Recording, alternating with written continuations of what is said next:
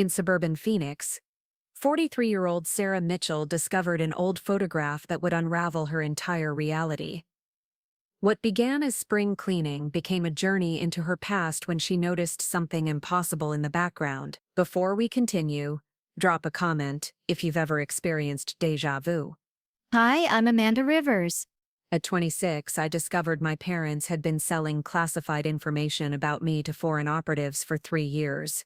The twist, I was already deep undercover for the CIA, and they had no idea their own daughter was the agent tracking them down. When the final sting operation went live, I wasn't just watching from the surveillance van. I was sitting across from them at dinner, wearing a wire, listening to them negotiate the price of my elimination. Before we jump back in, tell us where you're tuning from, and if this story touches you, make sure you're subscribed, because tomorrow I've saved something extra special for you.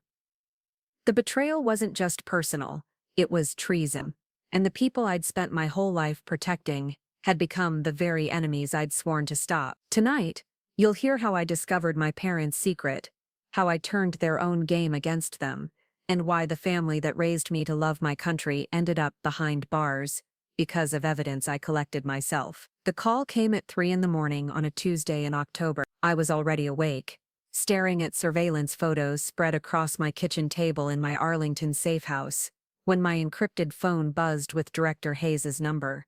Catherine never called unless the world was about to end, or someone had blown our operation wide open. Rivers, we have a problem, her voice cut through the static. Your cover may be compromised.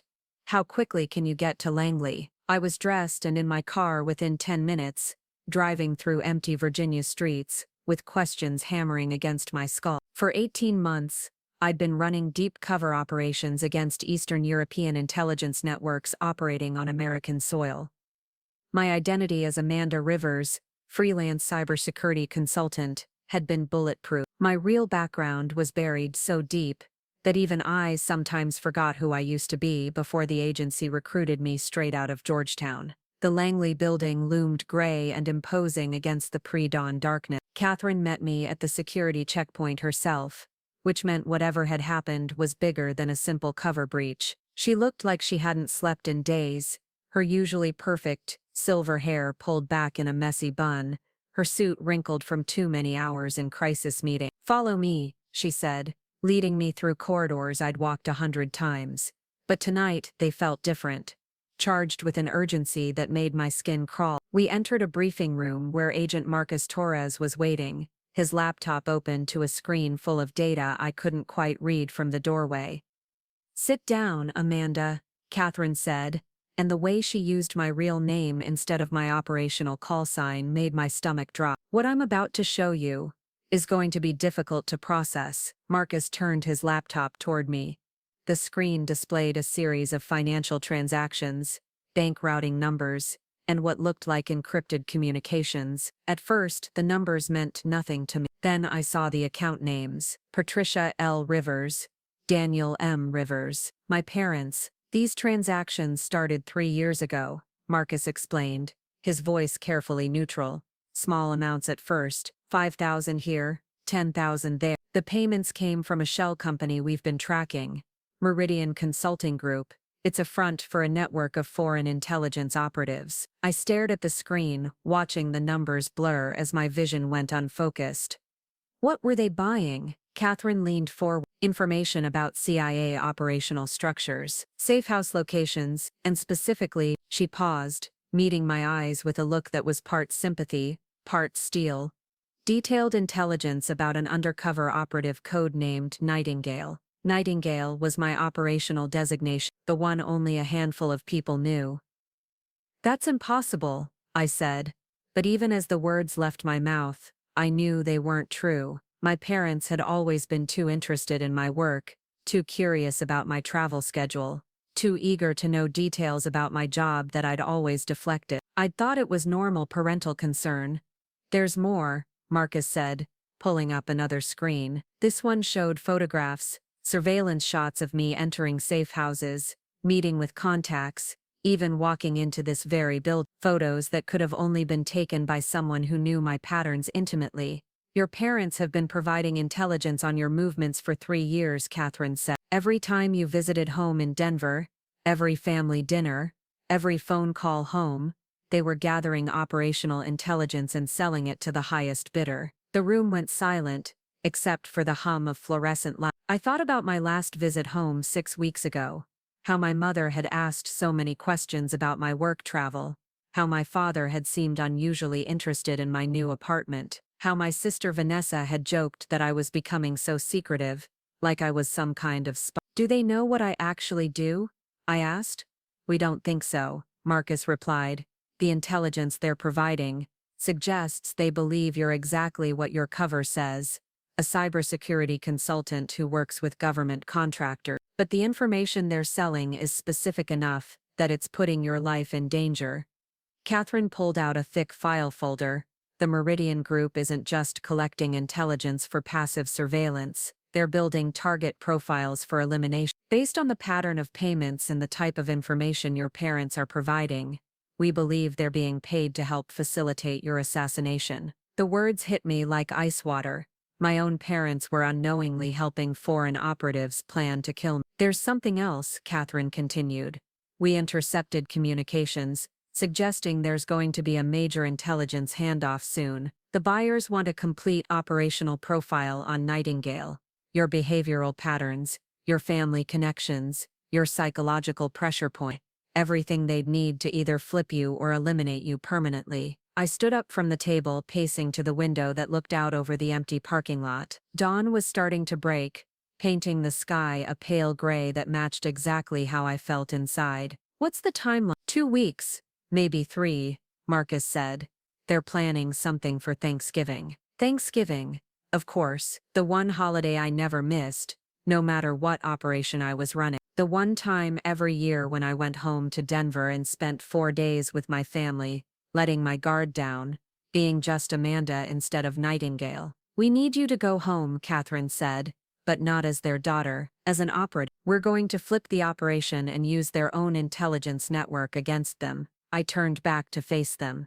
You want me to spy on my own family? We want you to save your own life, Catherine replied, and stop a network that's been compromising American intelligence operations for years. Your parents may not know they're committing treason, but they are, and if we don't stop this, you won't be the only agent who dies because of the information they're selling. The flight to Denver felt longer than usual, even though it was the same 2-hour route I'd taken dozens of times over the years. This time, I wasn't carrying gifts or looking forward to my mother's cooking. I was carrying surveillance equipment and a wire, traveling under my real identity, but with a fake purpose. As far as my family knew, I was coming home early for a long weekend before Thanksgiving, because I'd finished a big project and had some time off. The truth was, I was coming home to investigate whether the people who raised me were traitors. Denver International Airport was crowded with early holiday travelers, families reuniting with laughter and hugs. I watched them as I waited for my ride,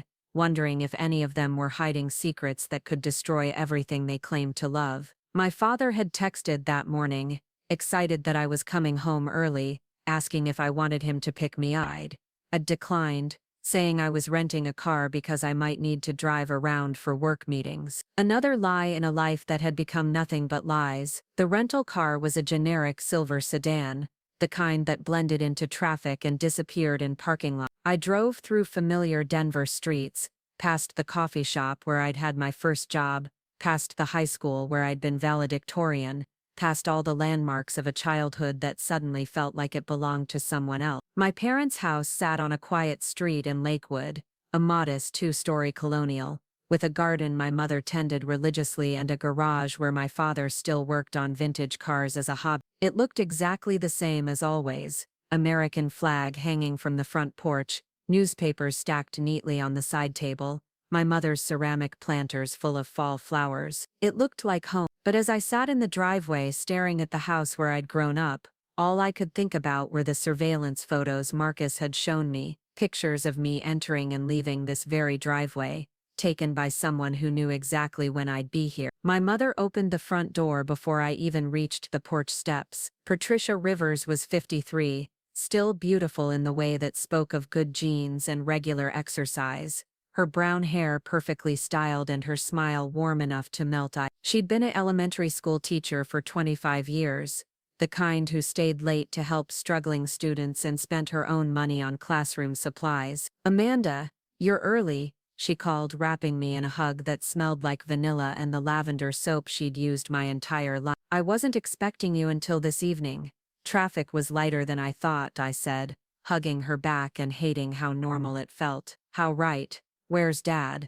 "In the garage, of course, working on that ridiculous Mustang again." She rolled her eyes affectionately. "Vanessa should be here soon. She's bringing dinner from that Italian place you like." I followed her into the house, past family photos that lined the hallway like a timeline of my life. Amanda at 8, missing her 2 front teeth. Amanda at graduation, standing between her proud parents. Amanda at various family gatherings, always smiling, always surrounded by people who claimed to love her. None of those photos showed the truth. None of them revealed that the same hands that had packed my lunch every day for 12 years were now taking money to help strangers plan my death. The living room was exactly as I remembered it: comfortable furniture arranged around a stone fireplace, bookshelves full of mysteries and biographies, my mother's collection of ceramic birds arranged on the mantelpiece. Everything spoke of stability, normalcy, the kind of American family that foreign operatives spent years trying to understand and infiltrate. They didn't need to infiltrate this one, they'd already bought it. "Sit, sit," my mother said, bustling toward the kitchen. "I'll make coffee." "You look tired, honey. Are you eating enough? You're too thin." The same questions she'd asked my entire life, delivered with the same genuine concern. I settled onto the couch where I'd done homework for years, where I'd told my parents I wanted to study international relations, where I'd announced my acceptance to Georgetown, where I'd invented the cover story about my cybersecurity job. My father's voice boomed from the garage, calling my name. Daniel Rivers was a man who still believed in handshakes and looking people in the eye, who'd taught me to change my own oil and negotiate from a position of strength. He'd worked 30 years for the Department of Transportation, managing infrastructure projects with the kind of methodical precision that made me good at intelligence work. He appeared in the doorway to the garage, wiping his hands on an old rag, his face lighting up when he saw me. "There's my girl. Come here and tell your old man what's keeping you so busy you can't call your mother more than once a week." I hugged him, feeling the familiar scratch of his flannel shirt against my cheek, smelling the motor oil and coffee that always clung to him. "Just work, Dad. You know how it is." "That's what I'm afraid of," he said, holding me at arm's length to study my face. "You work too hard, Amanda. When's the last time you took a real vacation? When's the last time you brought someone home to meet us?" These were the questions loving parents asked. These were the concerns that came from wanting your child to be happy and fulfilled. But now every question felt like an interrogation, every show of interest like intelligence gathering. "I'm fine, Dad, really." He didn't look convinced, but he let it go. That was Daniel Rivers. He pushed just hard enough to show he cared, but he respected boundaries. It was one of the things I'd always loved about him, one of the things that was now breaking my heart. My sister Vanessa arrived an hour later with enough food to feed a small army and the kind of dramatic flair that had defined her personality since childhood. She was 28, 2 years older than me, with the same dark hair and green eyes but a completely different approach to life. Where I was methodical and careful, Vanessa was impulsive and bold. She worked in marketing for a startup that made artisanal dog treats, which she claimed was both hilarious and surprisingly lucrative. "Look what the cat dragged in," she announced, setting bags of food on the kitchen counter. The mysterious Amanda Rivers, gracing us with her presence on a random Wednesday. "What's the occasion? Did you finally get fired?" "Nice to see you too, Van," I said, accepting her hug. "Some of us get vacation day." "Vacation days are for people with normal jobs," she said, eyeing me suspiciously. "You haven't taken a vacation day since ever. What's really going on?" This was why I'd always been closer to Vanessa than to anyone else in my family. She paid attention. She noticed patterns. She asked the questions that mattered, which meant she was also the most dangerous person in this house for my current mission. We ate dinner around the kitchen table like we had thousands of times before, talking about Vanessa's work, my parents' plans for remodeling the bathroom, the neighbor's new puppy that kept digging holes in my mother's garden, normal family conversation, safe top, nothing that would interest foreign intelligence operatives. But I was listening for something else, waiting for the moment when one of them would reveal something that confirmed what Marcus and Catherine had shown me. A phone call that came at an odd time, a question that probed too deep, a conversation that stopped when I entered the room. None of it came. My family was exactly as I'd always known them, loving, interested in my life, protective in the way that sometimes felt suffocating, but always came from genuine care. It wasn't until after dinner, when I excused myself to use the bathroom, that I found the first piece of evidence. I was walking down the hallway toward my old bedroom when I heard my father's voice coming from his home office, speaking quietly into his phone. The door was cracked open just enough for me to hear fragments of conversation. Next week, like we discussed. Yes, she's here now, no changes to her usual patterns, the same apartment in Arlington. I froze in the hallway, every instinct screaming at me to move closer, to hear more, but I also knew that if I was caught eavesdropping, it would destroy any chance I had of gathering real intelligence. Understand the timeline. Yes, we have everything you need. The conversation ended, and I heard the creak of his desk chair. I moved quickly to the bathroom, closing the door and running water to cover the sound of my movements. When I came out a few minutes later, my father was in the living room, talking to my mother about plans for Thanksgiving dinner. He smiled when he saw me, the same warm smile he'd given me my entire life. "Everything okay, sweetheart?" "Perfect," I said, and added another lie to the collection that was building between us. That night I lay in my childhood bedroom, staring at glow-in-the-dark stars on the ceiling that I'd put up in middle school. The room was exactly as I'd left it when I moved out for college: purple walls, bookshelves full of young adult novels, a desk where I'd written my high school valedictorian speech about serving something greater than yourself. The irony wasn't lost on me. My phone buzzed with a text from Mark. "Status report." I typed back, "Preliminary confirmation. We'll need more time to gather actionable intelligence." What I didn't type was how much it was killing me to be here, pretending everything was normal while collecting evidence that would destroy my family. What I didn't say was that every hug from my mother felt like a betrayal, and every proud smile from my father felt like a knife to the chest. I'd been trained to compartmentalize, to separate mission objectives from personal feelings, but no amount of training had prepared me for this. The next morning my mother made pancakes from scratch, the same recipe she'd used for special occasions my entire childhood. She hummed while she cooked, asking me about my work, my apartment, whether I was dating anyone. Normal mother questions, normal mother concern. "You know," she said, flipping pancakes with practiced ease, "your father and I were talking last night about how proud we are of you. You've built such an interesting career, all that travel, all those important projects. We may not understand exactly what you do, but we can see how good you are at it." I nearly choked on my orange juice. "Thanks, Mom. I just worry sometimes that you're too isolated. This work of yours, it keeps you away from us so much, and you're always so secretive about the detail." She glanced at me, and for a moment, I wondered if she suspected something. "It's almost like you're living a double life." The pancake turner clattered against the pan as my hand jerked involuntarily. "Just confidentiality agreements I made. You know how government contractors are about security." She nodded, apparently satisfied with the explanation, but something in her eyes made me wonder how much she actually believed. After breakfast, I volunteered to run errands with my father. This was part of our usual routine when I visited. He'd find excuses to drive around Denver together, showing me changes to the neighborhood, stopping for coffee, using the time to catch up without my mother's constant hovering. Today I had an ulterior motive. We drove to the hardware store to pick up supplies for the bathroom remodel, talking about sports and politics and his plans for retirement. But I was watching his patterns, noting the routes he took, the way he checked his phone at red lights, the automatic way he scanned parking lots and storefronts. "Dad,"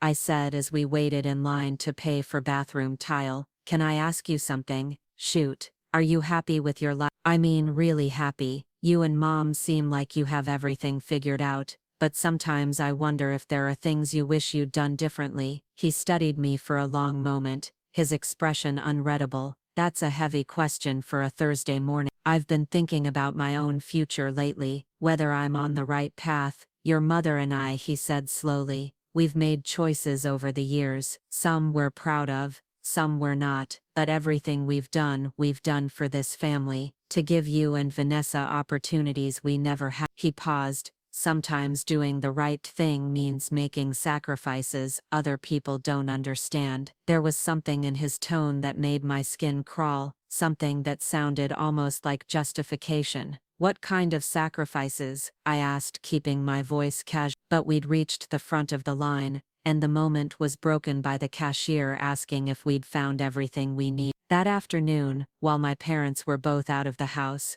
my mother at her book club, my father at what he said was a doctor's appointment, I conducted my first real search. I started in his home office, looking for anything that might connect to the Meridian Group or the financial transactions Marcus had shown me. The room was meticulously organized, which made my search both easier and more dangerous. Any disturbance would be immediately obvious. I found the first smoking gun in a locked filing cabinet behind his desk. The lock was simple enough to pick with tools I'd brought disguised as a manicure kit. Inside, beneath folders of tax documents and insurance papers, was a manila envelope marked Private Consultant. The envelope contained bank statements for an account I'd never seen before. Patricia and Daniel Rivers, joint account holders, deposits ranging from $5,000 to $15,000, made every few months for the past 3 years. The amounts matched exactly what Marcus had shown me, but more damning were the handwritten notes clipped to some of the statements. Notes in my father's careful handwriting,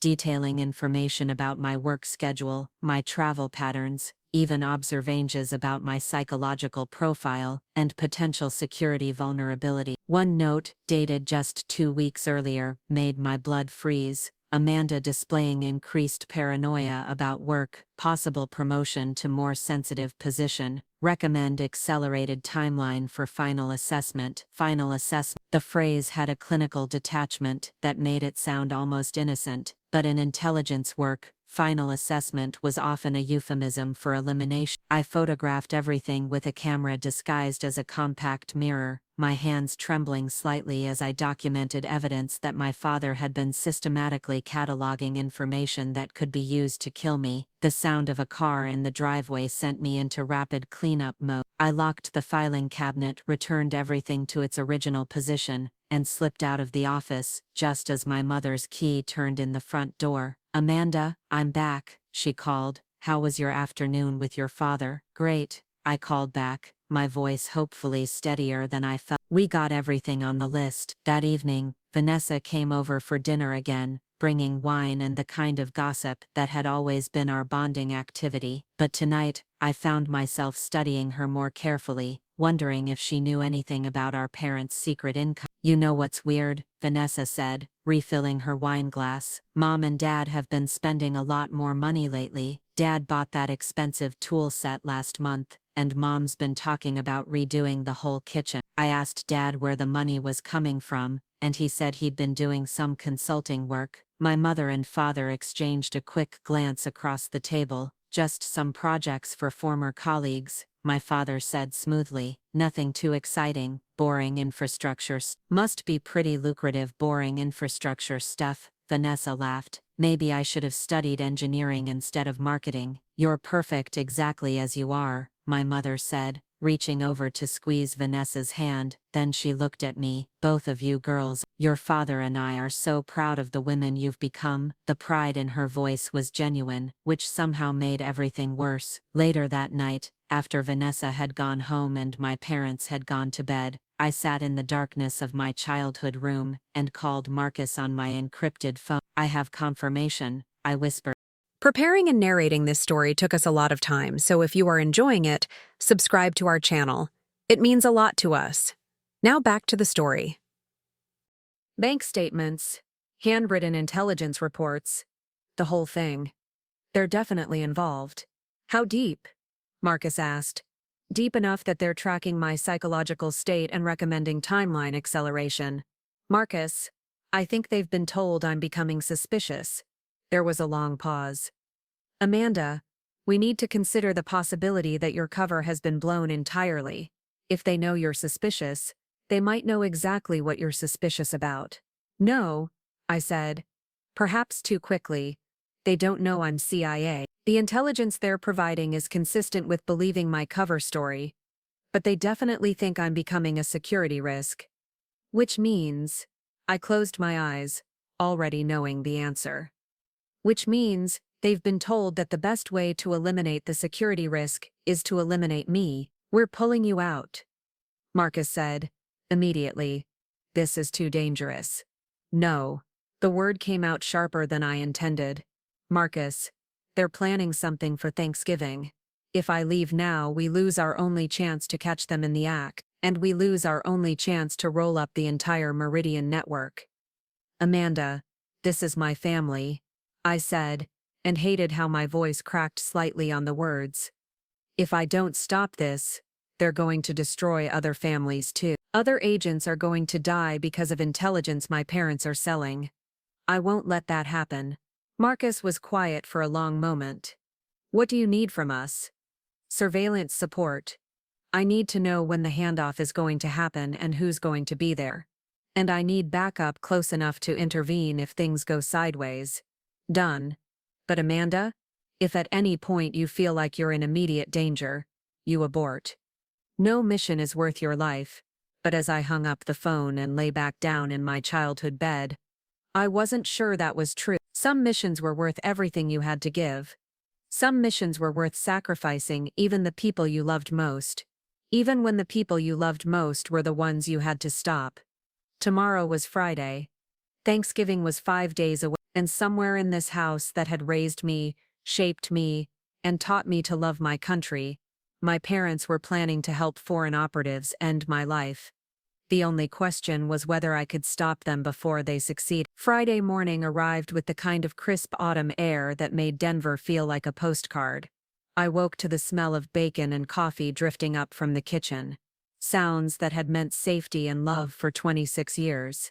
Now they felt like a soundtrack to betrayal. I found my mother at the stove, humming softly as she scrambled eggs, her movements efficient and graceful in the way that spoke of decades of practice.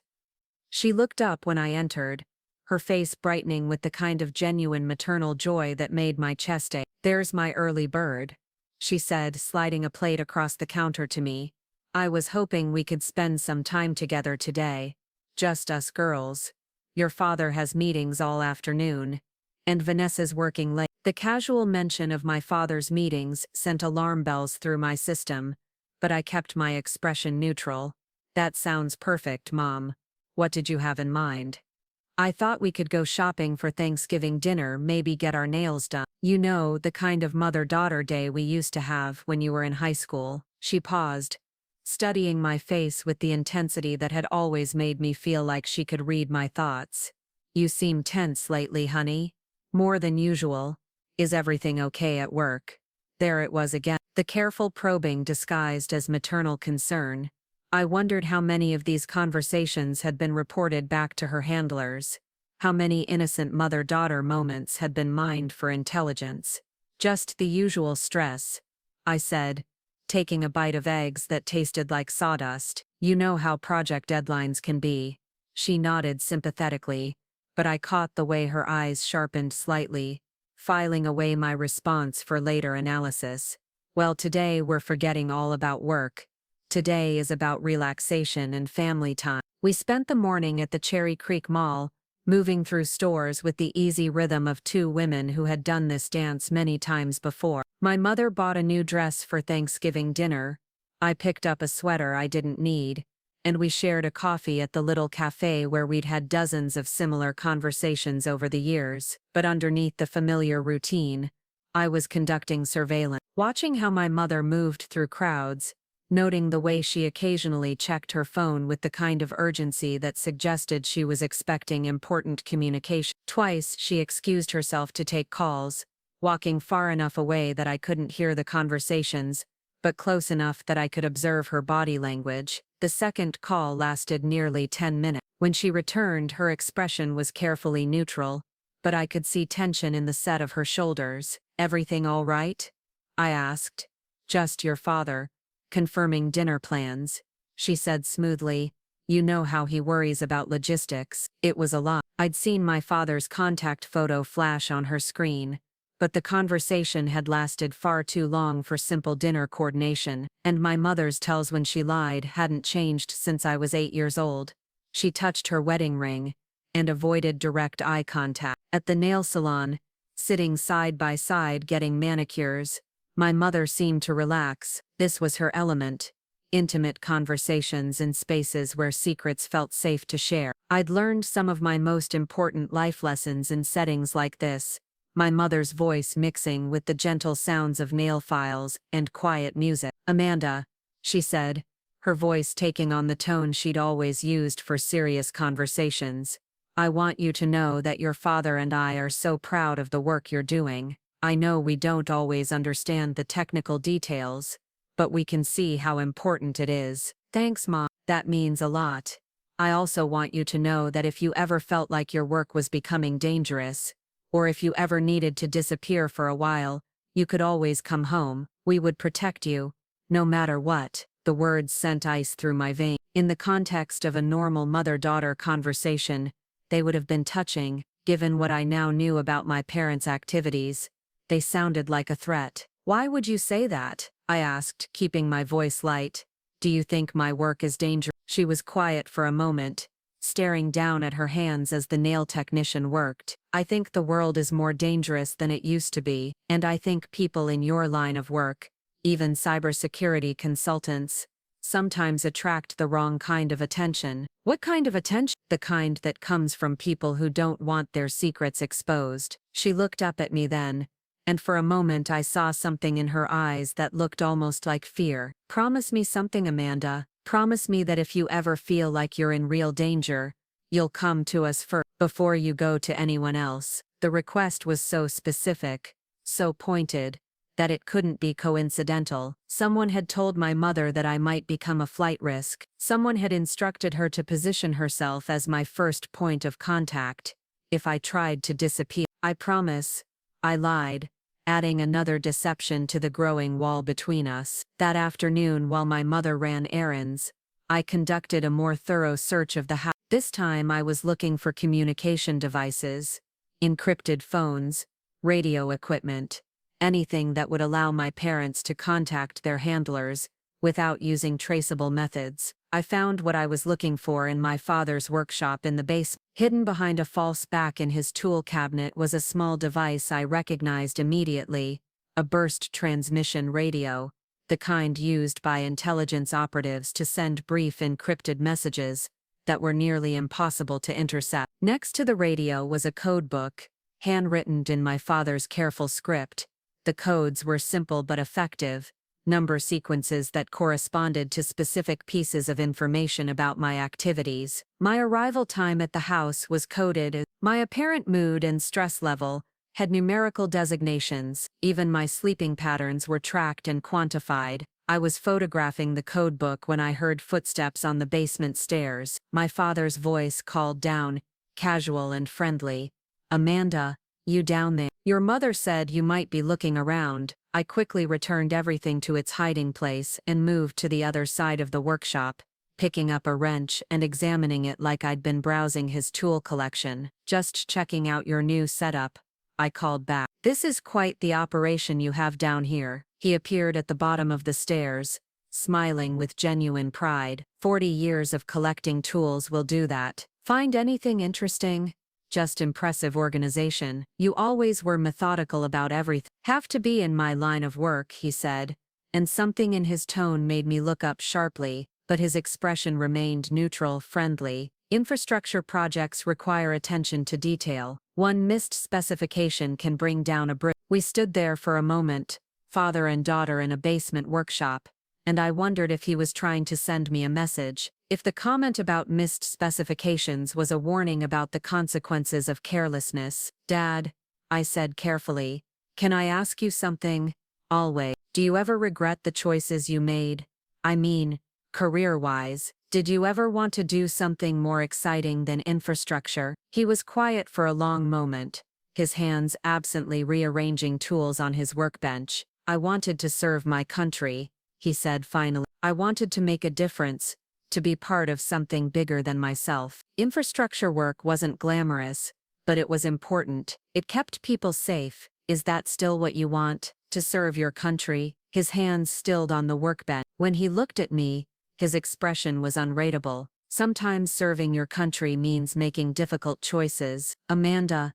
Sometimes it means doing things that other people don't understand. What kind of things? The kind that keep your family safe, he said simply. The kind that ensure the people you love most have a future. There was something final in his tone, something that suggested this conversation was over. But as we walked back upstairs together, I couldn't shake the feeling that my father had just confessed to treason while somehow making it sound like an act of love. That evening, Vanessa joined us for dinner again, bringing Chinese takeout, and the kind of chaotic energy that had always made family gatherings feel more alive. But tonight, her presence felt like a complication. Every joke she made, every story she told, every moment of genuine sisterly affection, was another reminder of what I was about to destroy. So, Vanessa said, stealing a spring roll from my container, I've been thinking about Thanksgiving. What if we did something different this year? Maybe went skiing in Vail,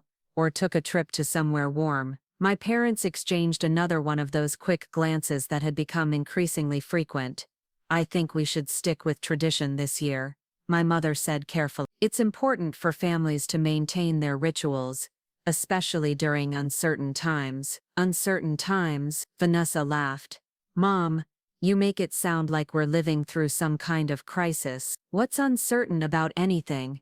Just the world in general, my father said. Things change so quickly these days. It's good to hold on to the things that matter.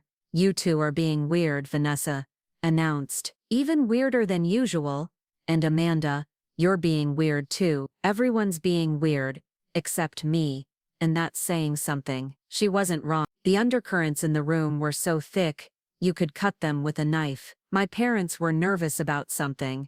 I was conducting covert surveillance, and the only person acting normal was Vanessa, which meant everyone else's abnormality was even more obvious by contrast. Maybe we're all just getting older, I suggested. Families get more complex as people age. Speak for yourself, Vanessa said. I plan to remain emotionally and intellectually immature until I'm at least 40. The comment broke some of the tension, and we spent the rest of dinner talking about lighter topics, but I noticed that my parents seemed to relax as the evening went on, as if they'd passed some kind of test, or reached some kind of decision. It wasn't until Vanessa was getting ready to leave that the next piece of evidence presented itself. She was gathering her things, chatting about her weekend plans, when her phone rang. Oh, it's Marcus, she said, glancing at the screen. I should take this. He's supposed to call me back about the catering for our office party. But as she stepped outside to take the call,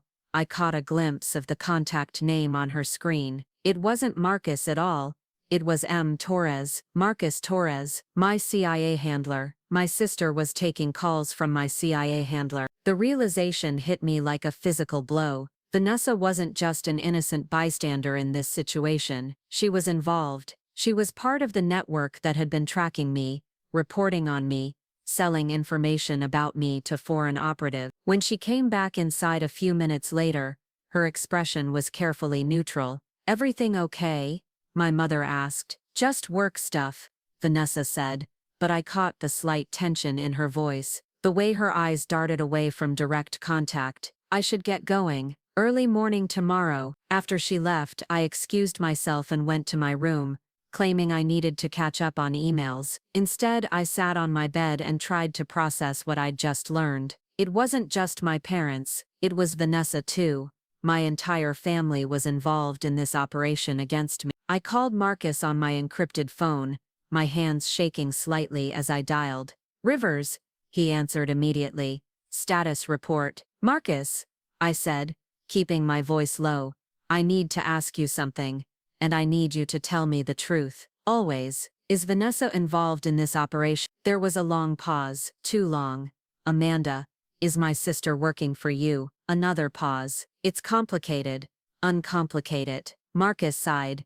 Vanessa approached us 6 months ago. She'd noticed irregularities in your parents' behavior, unexplained income, secretive phone calls. She was worried about them, and she was worried about you. She asked us to investigate. The room felt like it was spinning.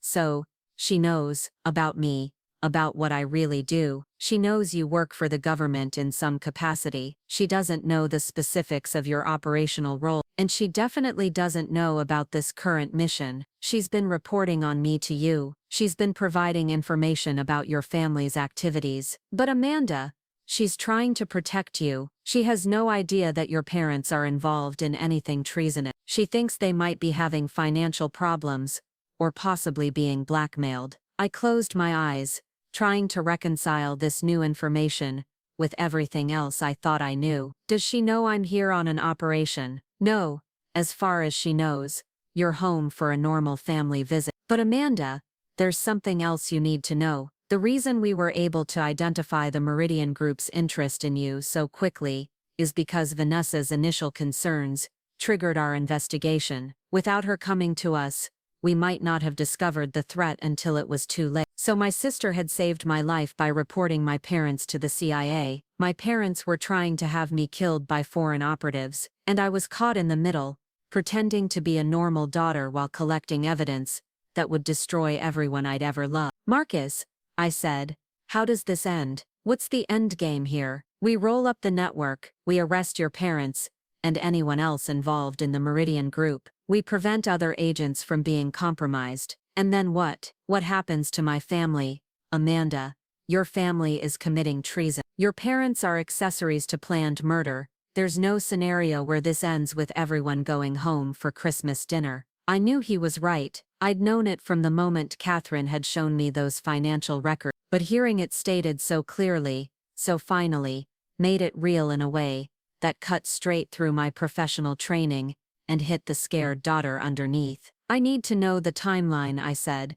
When is the handoff supposed to happen? We intercepted communications, suggesting Sunday evening. Thanksgiving Day, they're planning to meet with their handler and provide a complete operational profile on you, including recommendations for the most effective elimination method. They're going to plan my murder over turkey and stuffing. Amanda, I'm okay, I said, though I wasn't sure that was true. I'm going to see this through. But Marcus, I need you to promise me something.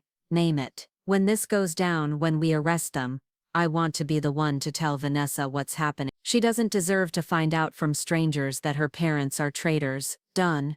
After I hung up, I lay in my childhood bed, staring at the ceiling, and thinking about family dinners and birthday parties and Christmas morning. Thinking about the way my father had taught me to ride a bike and the way my mother had braided my hair before school every day for 6 years. Thinking about inside jokes with Vanessa, and shared secrets and the million tiny moments that had built the foundation of who I thought I was. All of it had been real. The love, the laughter, the sense of belonging.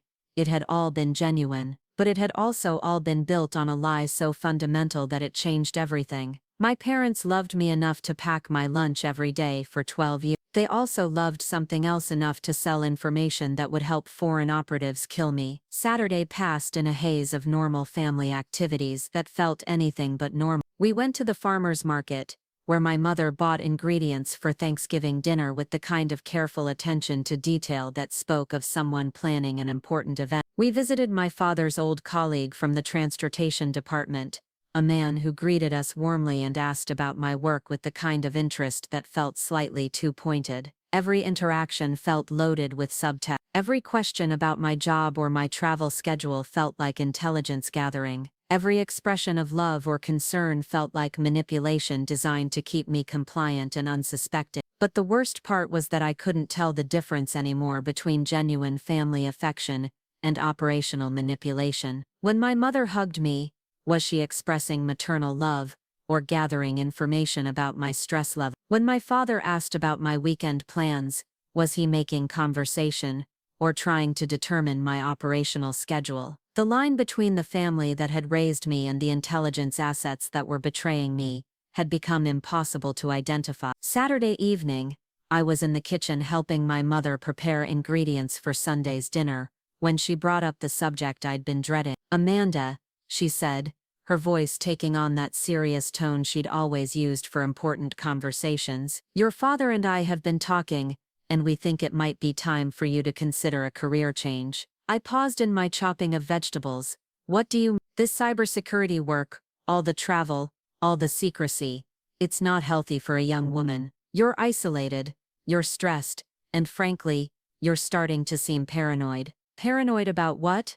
About everything. You're constantly looking over your shoulder, you're secretive about the most basic details of your life, and you seem to be afraid of something that you won't talk about. She set down her own knife and turned to face me directly. We're worried that your work might be putting you in danger. What kind of danger? The kind that comes from knowing too much about the wrong people, she said simply. Sometimes the best way to stay safe is to step away from dangerous situations before they become life-threatening. The conversation was so pointed, so specific, that it couldn't be coincidental. Someone had instructed my mother to encourage me to quit my job, to walk away from my career, to make myself vulnerable by abandoning the protection that came with my official position. Are you suggesting I resign? I asked.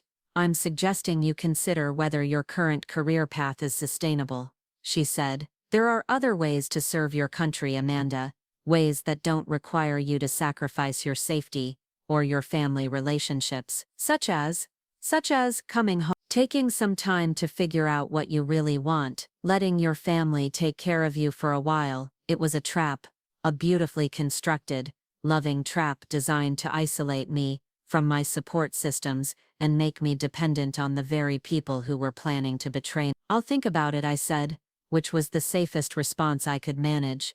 Good, she said, returning to her cooking with an expression of satisfaction that made my skin crawl. I think you'll find that stepping away from all that stress will be the best decision you ever make. That night, I sent a coded message to Marcus using the secure communication system the agency had provided. The message was simple: timeline accelerated, recommend immediate operational support. His response came back within an hour: support team, in position. Sunday operation confirmed. Stay safe. Sunday morning dawned gray and cold, with the kind of weather that made staying inside feel like a gift. My mother was in full Thanksgiving preparation mode, orchestrating the meal with military precision, while my father handled logistics and setup. Vanessa arrived early to help, bringing flowers and wine and the kind of nervous energy that suggested she sensed something was different about this gathering. You're being weird again, she announced to me as we set the table together.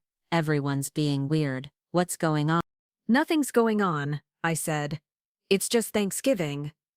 It's not just Thanksgiving. Mom's been cooking like she's feeding an army. Dad's been checking his phone every 5 minutes, and you look like you're about to throw up. Something is definitely going on. She wasn't wrong. The house hummed with an undercurrent of tension that had nothing to do with holiday stress. My parents were preparing for something much more significant than a family dinner, and I was preparing to watch them commit treason in real time. Maybe we're all just getting older, I suggested. Holidays feel different when you're an adult.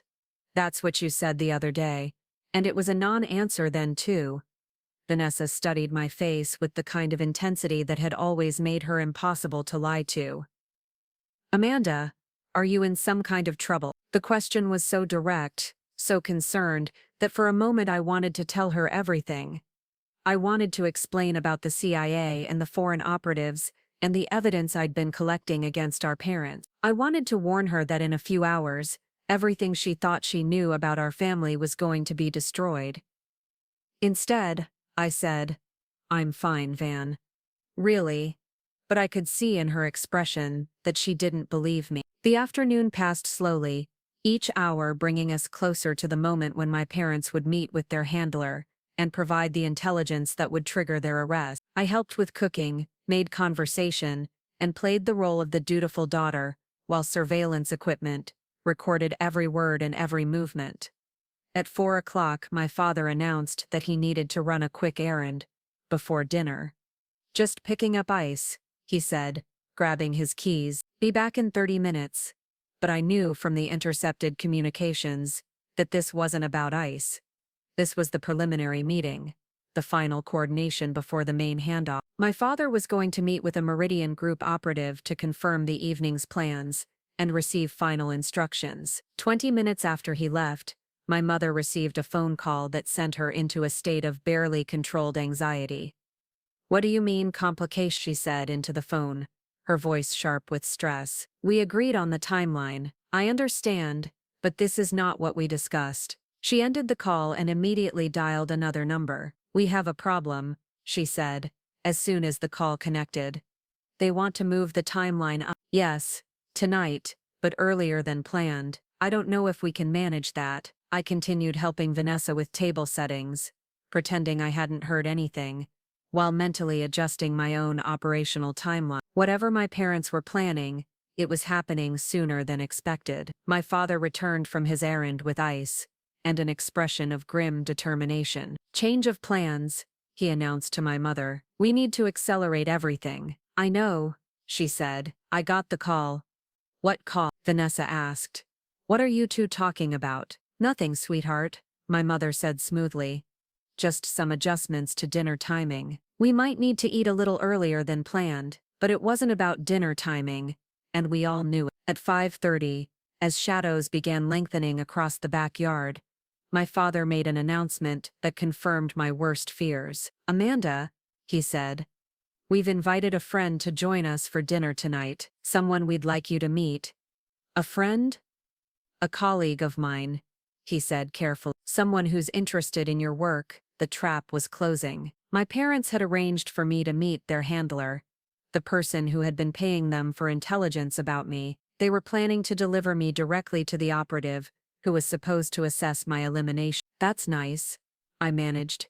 "What time will they be here?" 6 o'clock, my mother said. "Just in time for cocktails before dinner." I excused myself to use the bathroom and immediately sent an emergency signal to Marcus. The message was simple. Operation Compromise. Request immediate extraction. But even as I sent the message, I knew it was too late. The surveillance team was already in position. The operation was already in motion, and in 30 minutes, I would be sitting across a dinner table from the person who had been paid to help plan my death. The only question was whether I could maintain my cover long enough for the cavalry to arrive, or whether this Thanksgiving dinner would be my last. The doorbell rang at exactly 6 o'clock, punctual in the way that spoke of professional training rather than social courtesy. I was standing in the kitchen, ostensibly helping my mother arrange appetizers, while actually positioning myself where I could see the front door through the archway. My father moved to answer it with the kind of measured steps that suggested he was steeling himself for something significant. "That must be our guest," my mother said, her voice bright with forced cheer. But I could see tension in the way she gripped the serving platter, knuckles white against the ceramic edge. The man my father brought into the living room looked exactly like what central casting would order for generic middle-aged businessman. Average height, average build, expensive but unremarkable suit, the kind of face that would disappear in a crowd 5 minutes after you met him. He carried himself with the relaxed confidence of someone accustomed to being welcomed into family homes, someone who had perfected the art of appearing harmless. "Amanda," my father said, "I'd like you to meet Richard Novak." "Richard? This is my daughter Amanda, the one I've told you so much about." Richard extended his hand with a warm smile that didn't quite reach his eyes. "Amanda, it's such a pleasure to finally meet you. Your father has told me wonderful things about your work in cybersecurity." His handshake was firm without being aggressive.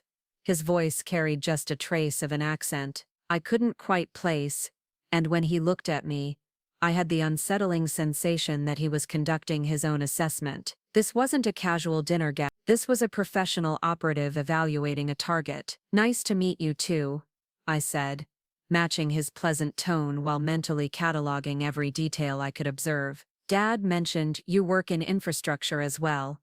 "I consult on various projects," Richard said smooth. "International development, mostly. I've been working with your father on some fascinating initiatives." "How interesting.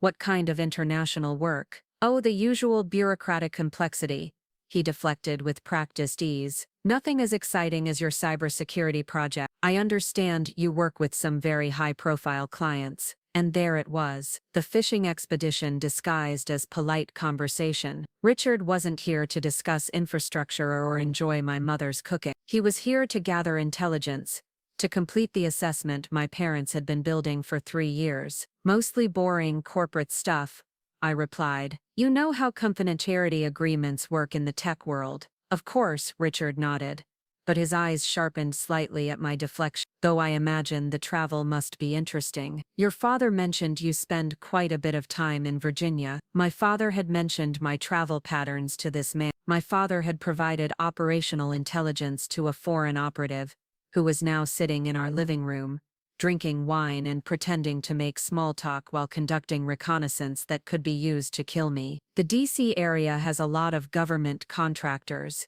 I said carefully. It's where the work is. Indeed, and I imagine the security clearance process for that type of work must be quite thorough. Richard was trying to determine the level of my actual government access, fishing for information about whether I held clearances that would make me valuable as an asset or dangerous as a target. You'd have to ask someone who actually has clearances, I said with a laugh that sounded more natural than I felt. I just handle the IT side of things. Vanessa chose that moment to emerge from the kitchen, carrying a tray of her famous spinach artichoke dip and completely oblivious to the undercurrents in the conversation. Sorry to interrupt the shop talk, she announced cheerfully, but if you don't eat this while it's hot, I'm going to take it personally. Vanessa, this is Richard Novak, my mother said. Richard, my eldest daughter.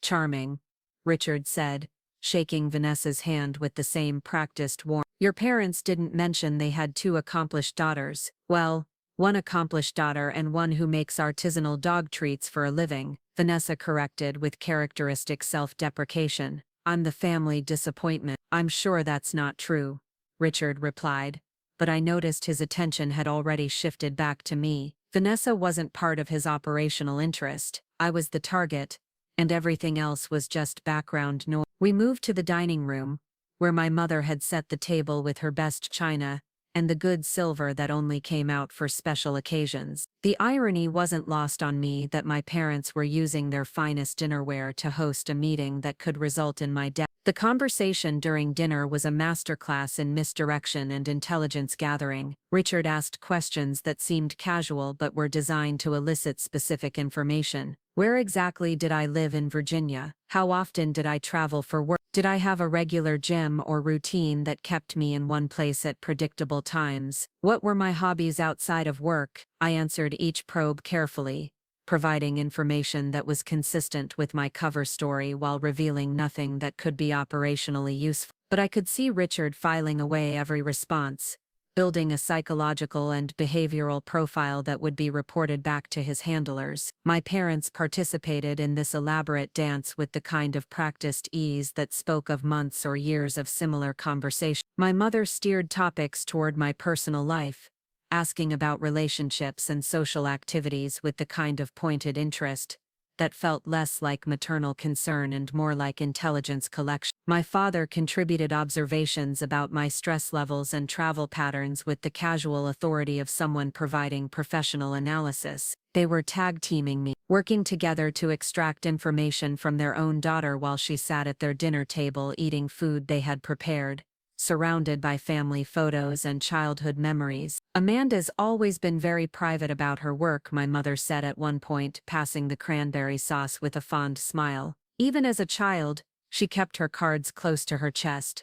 Privacy is certainly important in her line of work, Richard agreed, though I imagine it can be isolating sometimes. Do you have close friends in the Virginia area? A few, I said vaguely. You know how it is with busy schedules and family visits home. I'm sure your parents appreciate having you back for holidays. When I can manage it, I replied. Work doesn't always respect holiday timing. Speaking of work, my father interjected. Amanda's been considering some career changes lately. Haven't you, sweetheart? The question caught me off guard.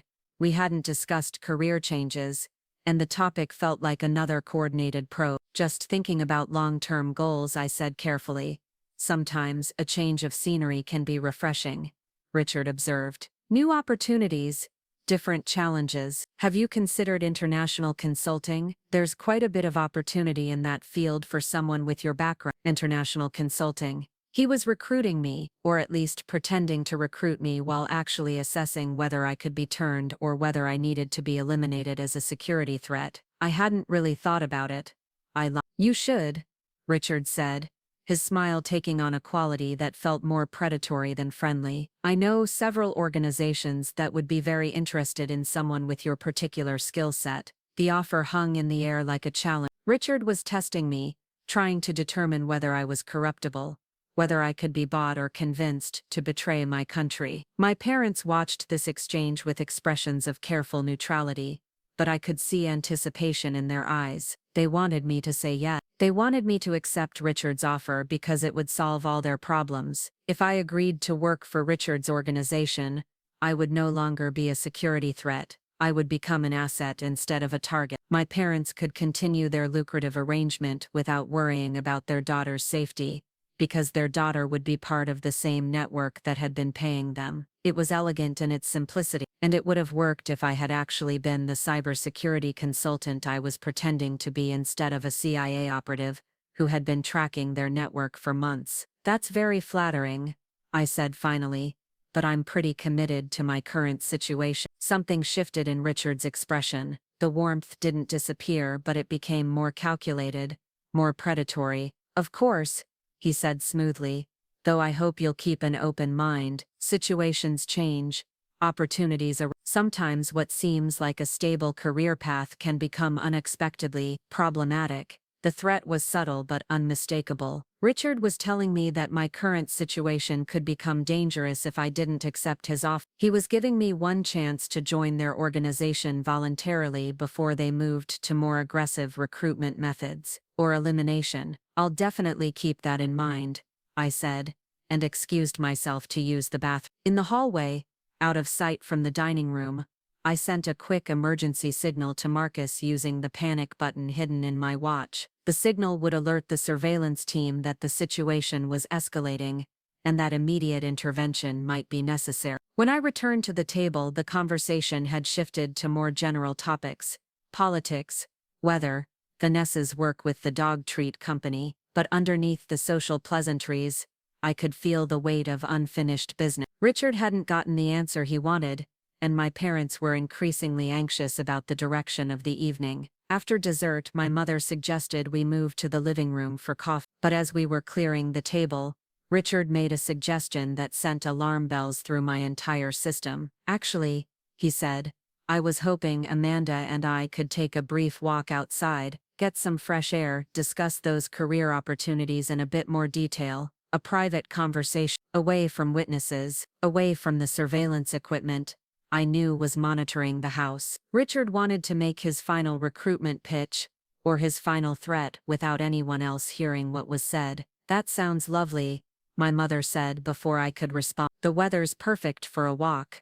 I'd be happy to, I said, because refusing would have been more suspicious than agreeing. We stepped out into the crisp November evening, the air sharp with the promise of winter. Richard guided us toward the quiet street behind my parents' house, away from streetlights and porch lights, away from windows where neighbors might observe our conversation. Beautiful neighborhood, Richard commented as we walked. Very peaceful, the kind of place where families feel safe. The emphasis on safe wasn't accidental. He was reminding me that my family's security depended on my cooperation. It's always been quiet here, I agreed. Quiet is good, Richard said. Predictable, but you know, Amanda, predictability can be dangerous in our line of work. Patterns can be exploited by people who mean us harm. We had stopped walking.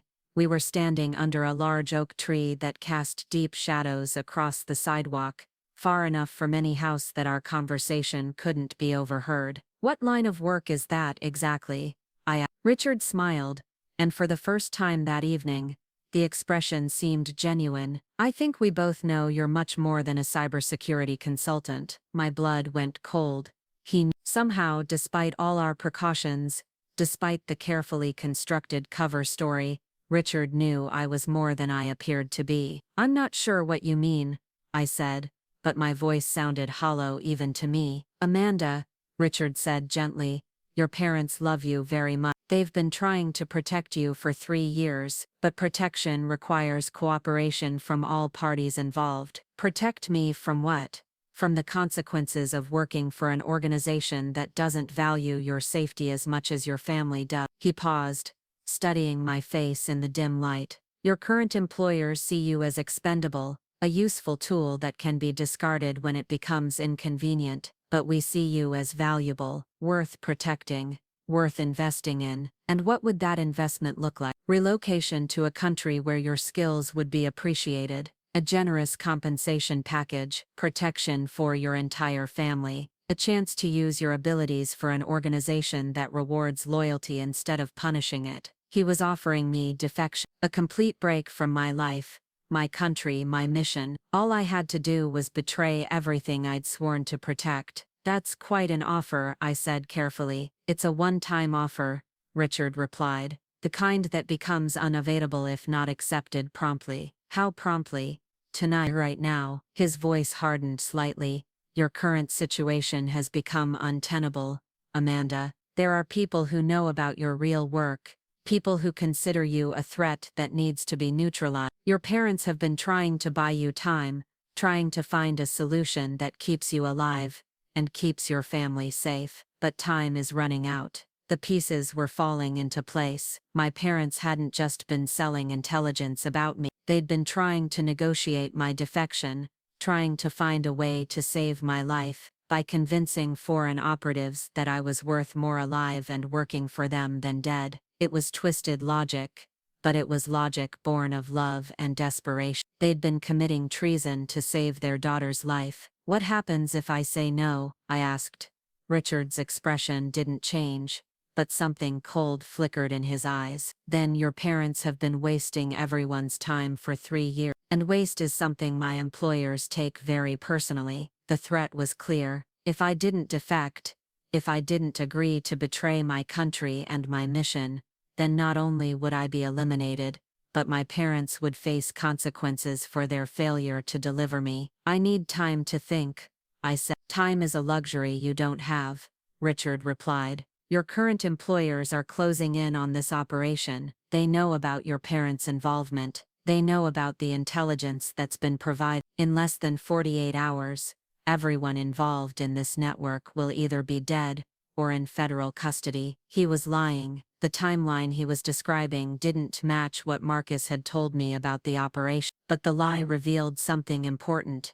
Richard knew that law enforcement was closing in on them. He knew that this network was about to be rolled up, which meant this wasn't just a recruitment pitch. This was an emergency extraction. Richard was trying to get me out of the country before the operation collapsed, and took everyone with it. I can't just disappear, I said. I have responsibilities, commitments. You have a choice, Richard said flatly. Come with me tonight and your family live. Refuse, and everyone you've ever cared about pays the price for your stubbornness. The ultimatum hung between us in the cold night air. Everything I'd worked for, everything I'd sworn to protect, everything I believed in, all of it reduced to a single choice in a suburban street under an oak tree. Behind us, lights glowed warmly in my parents' house. Inside, my mother was probably cleaning up from dinner while my father and Vanessa watched football highlights. Normal family activities on a normal Sunday evening,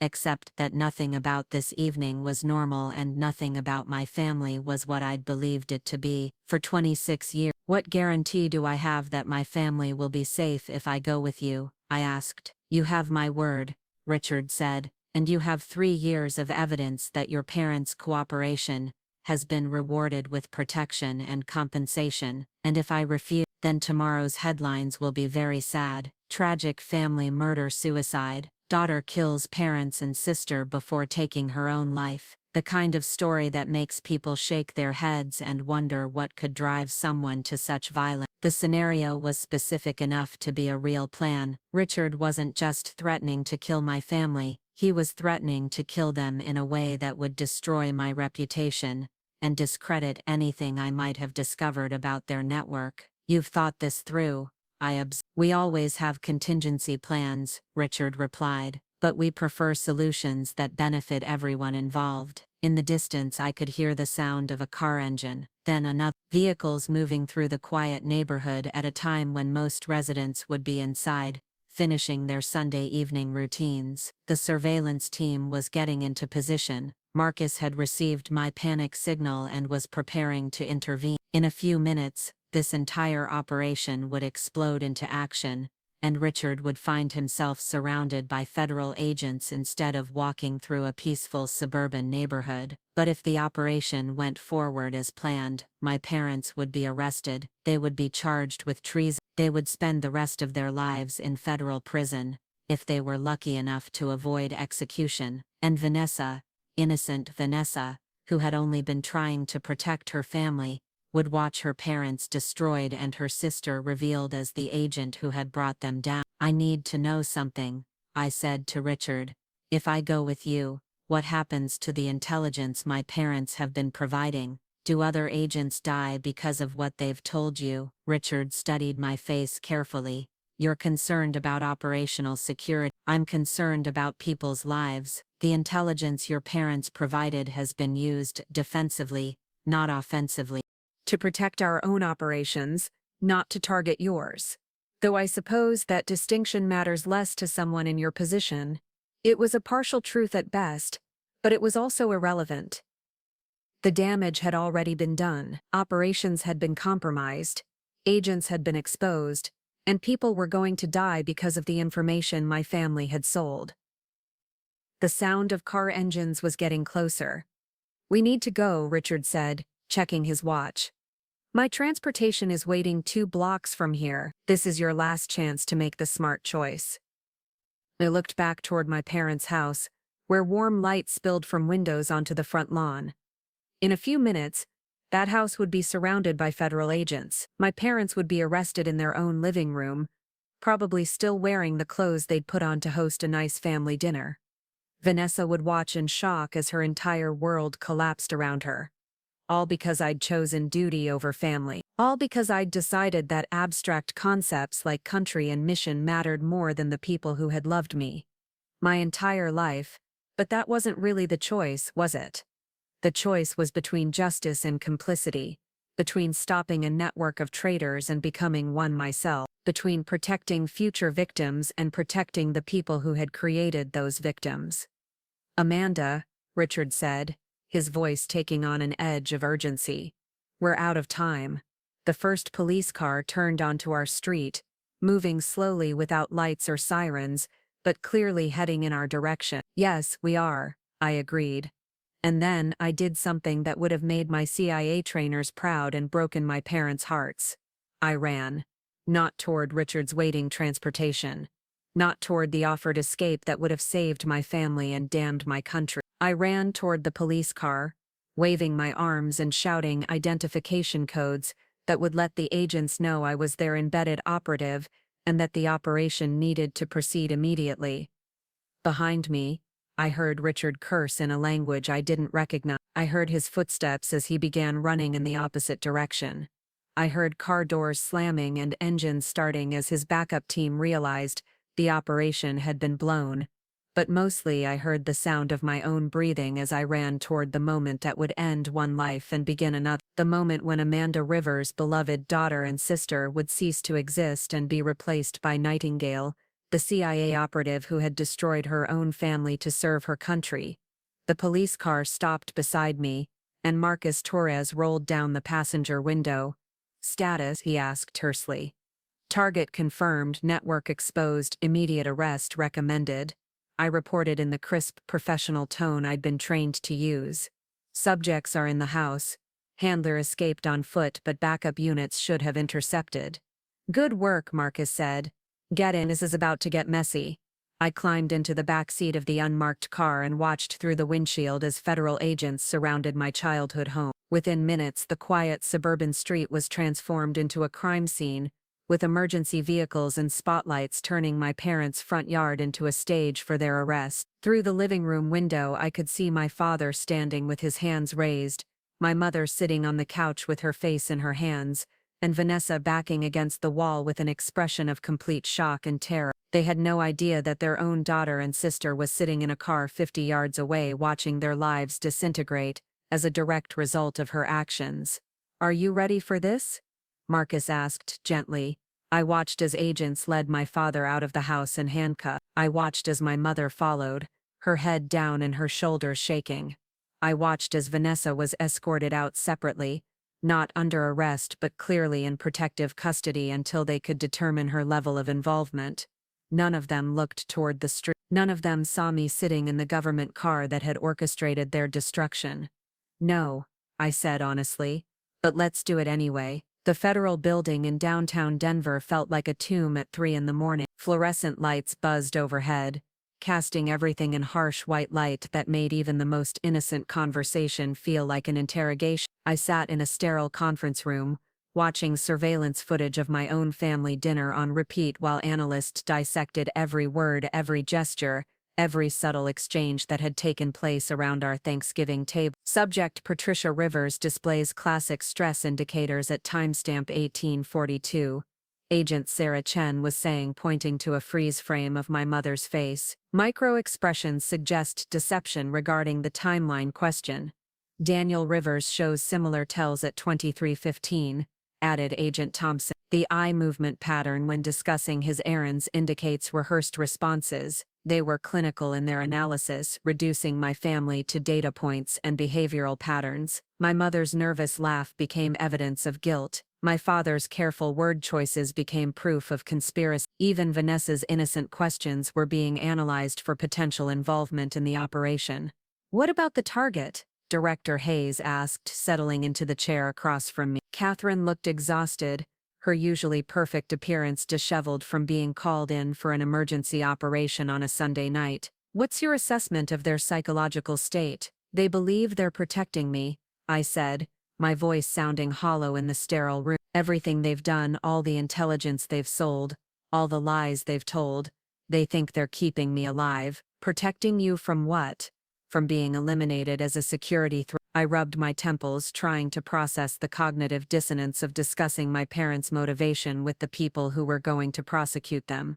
Richard made it clear that their handler's organization sees me as valuable but dangerous. They've been trying to negotiate my defection instead of my assassination. Catherine nodded grimly.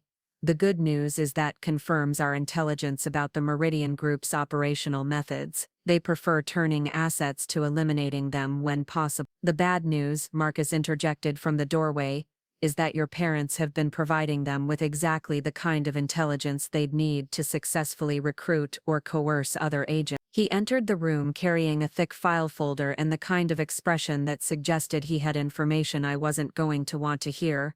"Richard Novak escaped the initial sweep," he continued, "but we picked up his communication device. The intelligence your parents provided about you was being used as a template for targeting other CIA operatives with similar profiles." The words hit me like ice water. My family hadn't just betrayed me, they'd betrayed dozens of other agents whose personal information was now in the hands of foreign operatives. "How many?" I asked. 17 active agents. 23 retired or transferred personnel, all with family connections that could be exploited using the same methods your parents fell for. Marcus set the file on the table. "Your family's cooperation didn't just put you at risk, it put half our East Coast operations in jeopardy." I stared at the file, knowing it contained names and faces of people whose lives had been endangered because my parents had chosen family loyalty over national security. People with children and spouses and parents of their own. People who were now targets because my family had provided a roadmap for how to exploit an agent's personal connections. "There's something else," Catherine said gently. "We need to discuss what happens next." "Next?"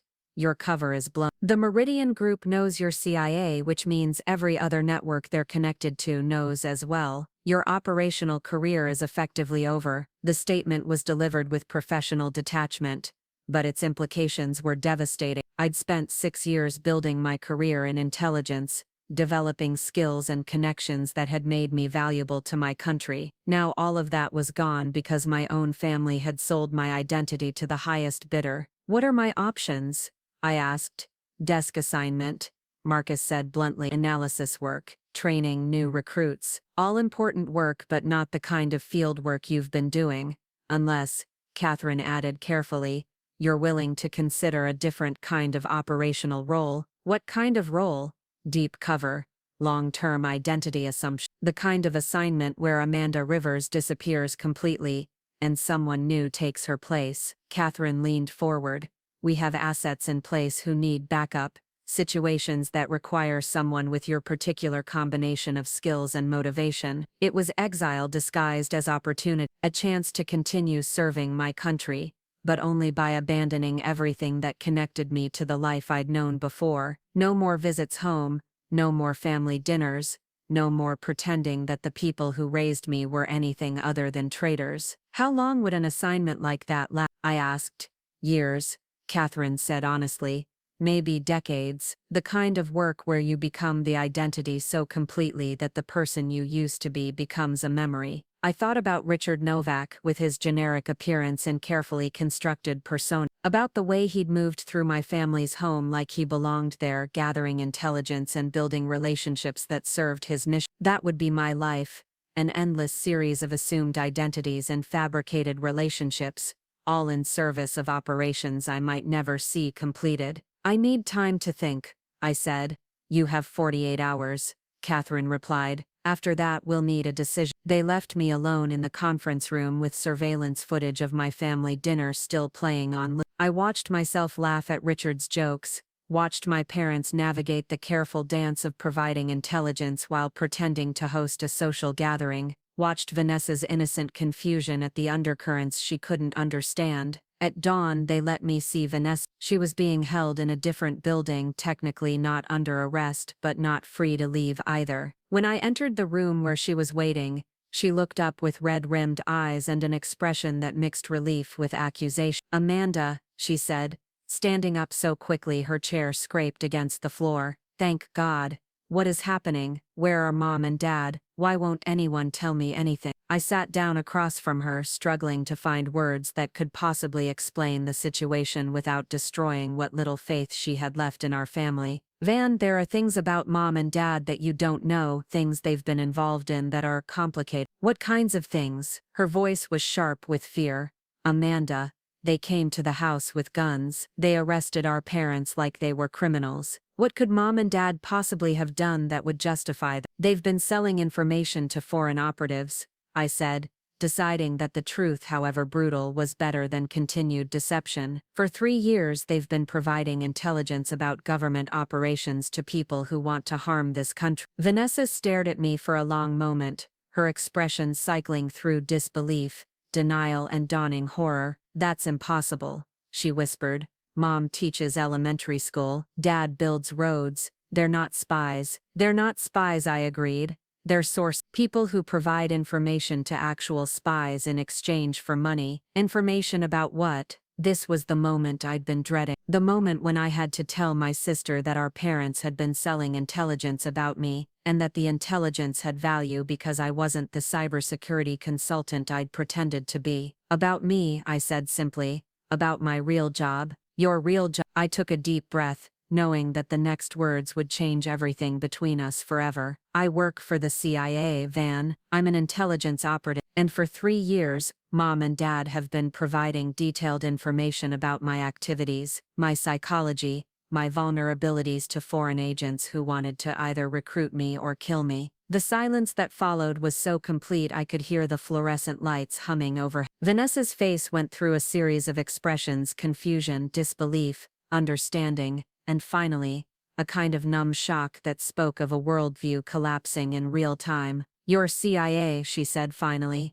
Yes, and Mom and Dad were selling information about you. Yet, to foreign spies who wanted to kill you, or recruit me. They were trying to set up a defection scenario. Vanessa put her head in her hands. This is insane. This can't be real. I wish it wasn't. How long have you known about what they were doing? A week. The agency identified the security breach and traced it back to them. They sent me home to investigate. She looked up sharply. You came home to spy on our parents. I came home to confirm whether they were traitors, I said, hating how clinical the words sound, and to gather evidence for their prosecution, evidence that you provided, evidence that I collected. Yes. Vanessa stood up and walked to the small window that looked out over the parking garage. When she spoke again, her voice was carefully controlled. So you've known for a week that our parents were committing treason, and you said nothing. You sat at dinner with them, you hugged them, you let mom cook your favorite meal, and the entire time you were building a case against them. Van, how long have you been CIA? 6 years. 6 years. She turned to face me, and the expression on her face was one I'd never seen before. Cold, distant, like she was looking at a stranger. 6 years of lies. 6 years of pretending to be someone you're not. 6 years of letting us believe we knew who you were. I couldn't tell you. The nature of the work. The nature of the work, she repeated. Right. So when you missed family dinners because of project deadlines, you were really on operations. When you were too busy to call because of client meetings, you were really gathering intelligence on foreign targets. When you told us you were stressed about cybersecurity consulting, you were really worried about getting killed by enemy agents. Each accusation hit like a physical blow because they were all true. I had lied to my family for 6 years. I had built an entire false identity to hide my real life from the people who loved me. And when that false identity had been compromised, I had chosen my mission over their safety. I was protecting you, I said weakly, protecting us. Vanessa's voice rose. Amanda, our parents are going to prison. They're going to be charged with treason. They might face execution. How exactly were you protecting us? If I had blown my cover, if I had told you the truth about my work, all of you would have become target. The same foreign operatives who recruited mom and dad would have tried to recruit you or eliminate you to get to me. So instead, you let them recruit our parents. You let mom and dad dig themselves deeper and deeper into treason, while you gathered evidence to destroy them. There was no good answer to that accusation, because it was fundamentally accurate. I had prioritized my mission over my family's safety, and now my family was paying the price. Van, I know this is horrible. I know it feels like betrayal, but mom and dad made their own choices. They chose to take money from foreign operatives. They chose to provide intelligence that could have gotten me killed. They chose to commit treason. They chose to try to save your life. Vanessa shot back. Maybe their methods were wrong, but their motivation was love. What was your motivation, Amanda?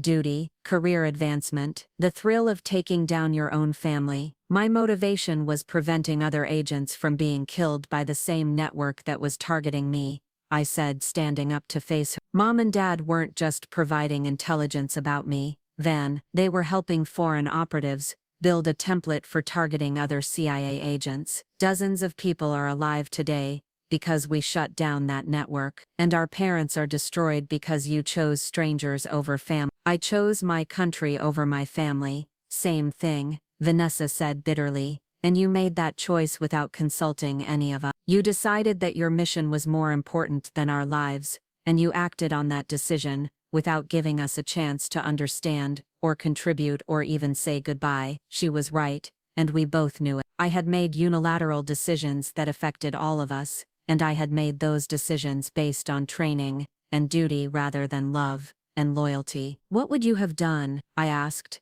if you had known what mom and dad were doing? What would you have wanted me to do? Vanessa was quiet for a long moment, staring out the window at the gray morning sky. I don't know, she said finally, but I would have wanted the choice. I would have wanted to be part of the decision, instead of just a victim of. Before I could respond, the door opened and Agent Chen appeared. Miss Rivers, your lawyer is here, she said to Vanessa, and Agent Rivers, Director Hayes needs to see you. I looked at my sister one more time, trying to memorize her face, because I had a feeling it might be the last time I saw her for years. Van, I'm sorry, for all of it, for the lies, for the deception, for the choices I made. I know that doesn't fix anything, but I need you to know that I never wanted it to end this way. She nodded without looking at me. I know you didn't, but that doesn't change the fact that it did. Director Hayes was waiting for me in her office, along with Marcus and 2 people I didn't recognize,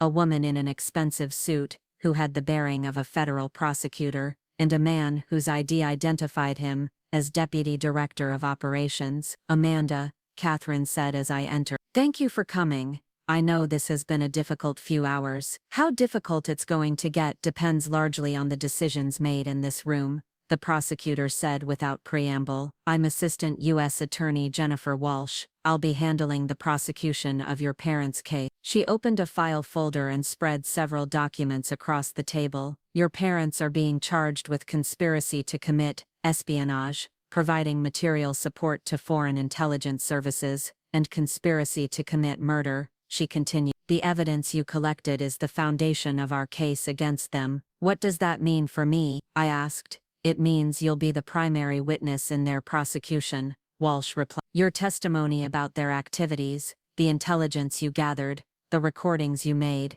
all of that will be central to proving their guilt. The implications were staggering. I would have to testify against my own parents in open court. I would have to detail their crimes, explain how they had betrayed their country, and provide the evidence that would send them to prison for the rest of their lives. There is an alternative, the deputy director said. Your parents could accept a plea agreement, plead guilty to reduce charges in exchange for full cooperation with our investigation of the Meridian Group. What would that look like? 25 years to life, Walsh said, matter-of-factly. They'd avoid the death penalty, but they'd never be free again. And if they don't take the plea, then we go to trial, and they face the possibility of execution for treason. I thought about my parents sitting in federal holding cells, probably still trying to understand how a nice family dinner had turned into the end of their lives. They had committed serious crimes, but they had committed them out of love and desperation. They had betrayed their country, but they had done it to save their daughter. What do you need from me? I asked. Your complete cooperation, Walsh. Testimony, documentation, analysis of their psychological state and motivation, everything you observed during your investigation. And after that, you disappear, the deputy director said. New identity, new assignment, new life. The Amanda Rivers who grew up in Denver, who had family dinners and Christmas mornings, and birthday parties with these people, that person ceases to exist. It was the same offer Catherine had made earlier, but now it felt less like an opportunity, and more like the only possible outcome. I couldn't continue being Amanda Rivers after testifying against my parents. I couldn't maintain relationships with anyone who had known me before this operation. I couldn't have a normal life because my normal life had been built on lies that were now exposed. How soon? I asked. The plea conference is scheduled for next week, Walsh said. If your parents accept the deal, you could be relocated within a month. If they don't, we'll be in trial preparation for at least 6 months. 6 months of living with the knowledge that my testimony would determine whether my parents lived or died. 6 months of preparing to destroy them in the most public way possible. 6 months of being Amanda Rivers while knowing that Amanda Rivers was already dead. I need to see them, I said. Before they make their decision about the plea, I need to talk to them. That's not advisable, Walsh said. Immediately, any contact with the defendants could compromise. I need to see them, I repeated, looking directly at Catherine. They're my parents. Whatever else they are, whatever they've done, they're still my parents. They deserve to hear from me why this happened. Catherine studied my face for a long moment. Supervised contact only, everything recorded. Anything you say could potentially be used in trial. I understand. And Amanda, she added gently, this conversation is going to be harder than anything you've done so far. Are you sure you're ready for it? I thought about my mother teaching me to ride a bike, about my father helping me with math homework, about family vacations and bedtime stories and all the moments that had made me who I was. Then I thought about surveillance footage and bank records and the evidence that would send them to prison forever. No, I said honestly, but I need to do it anyway. The Federal Detention Center was a concrete monument to the consequences of bad choices. I sat in a sterile visiting room, waiting for my parents to be brought in, trying to prepare for a conversation that no training had equipped me to handle. They entered together, wearing orange jumpsuits that made them look smaller and older than I remembered. My mother's hair was uncombed, my father's face was gray with exhaustion, and both of them moved with the careful uncertainty of people whose world had been completely overturned in a matter of hours. When they saw me, my mother's face crumpled. "Amanda," she whispered, reaching toward me before remembering that physical contact wasn't allowed. "Oh, sweetheart, Are you okay? Are you hurt? The question broke something inside me. After everything that had happened, after all the evidence of their betrayal, my mother's first concern was still my safety. I'm fine, Mom, I managed. We've been so worried, my father said, settling into the chair across from me. They won't tell us anything. Just that you're safe, and that we'll be able to see you.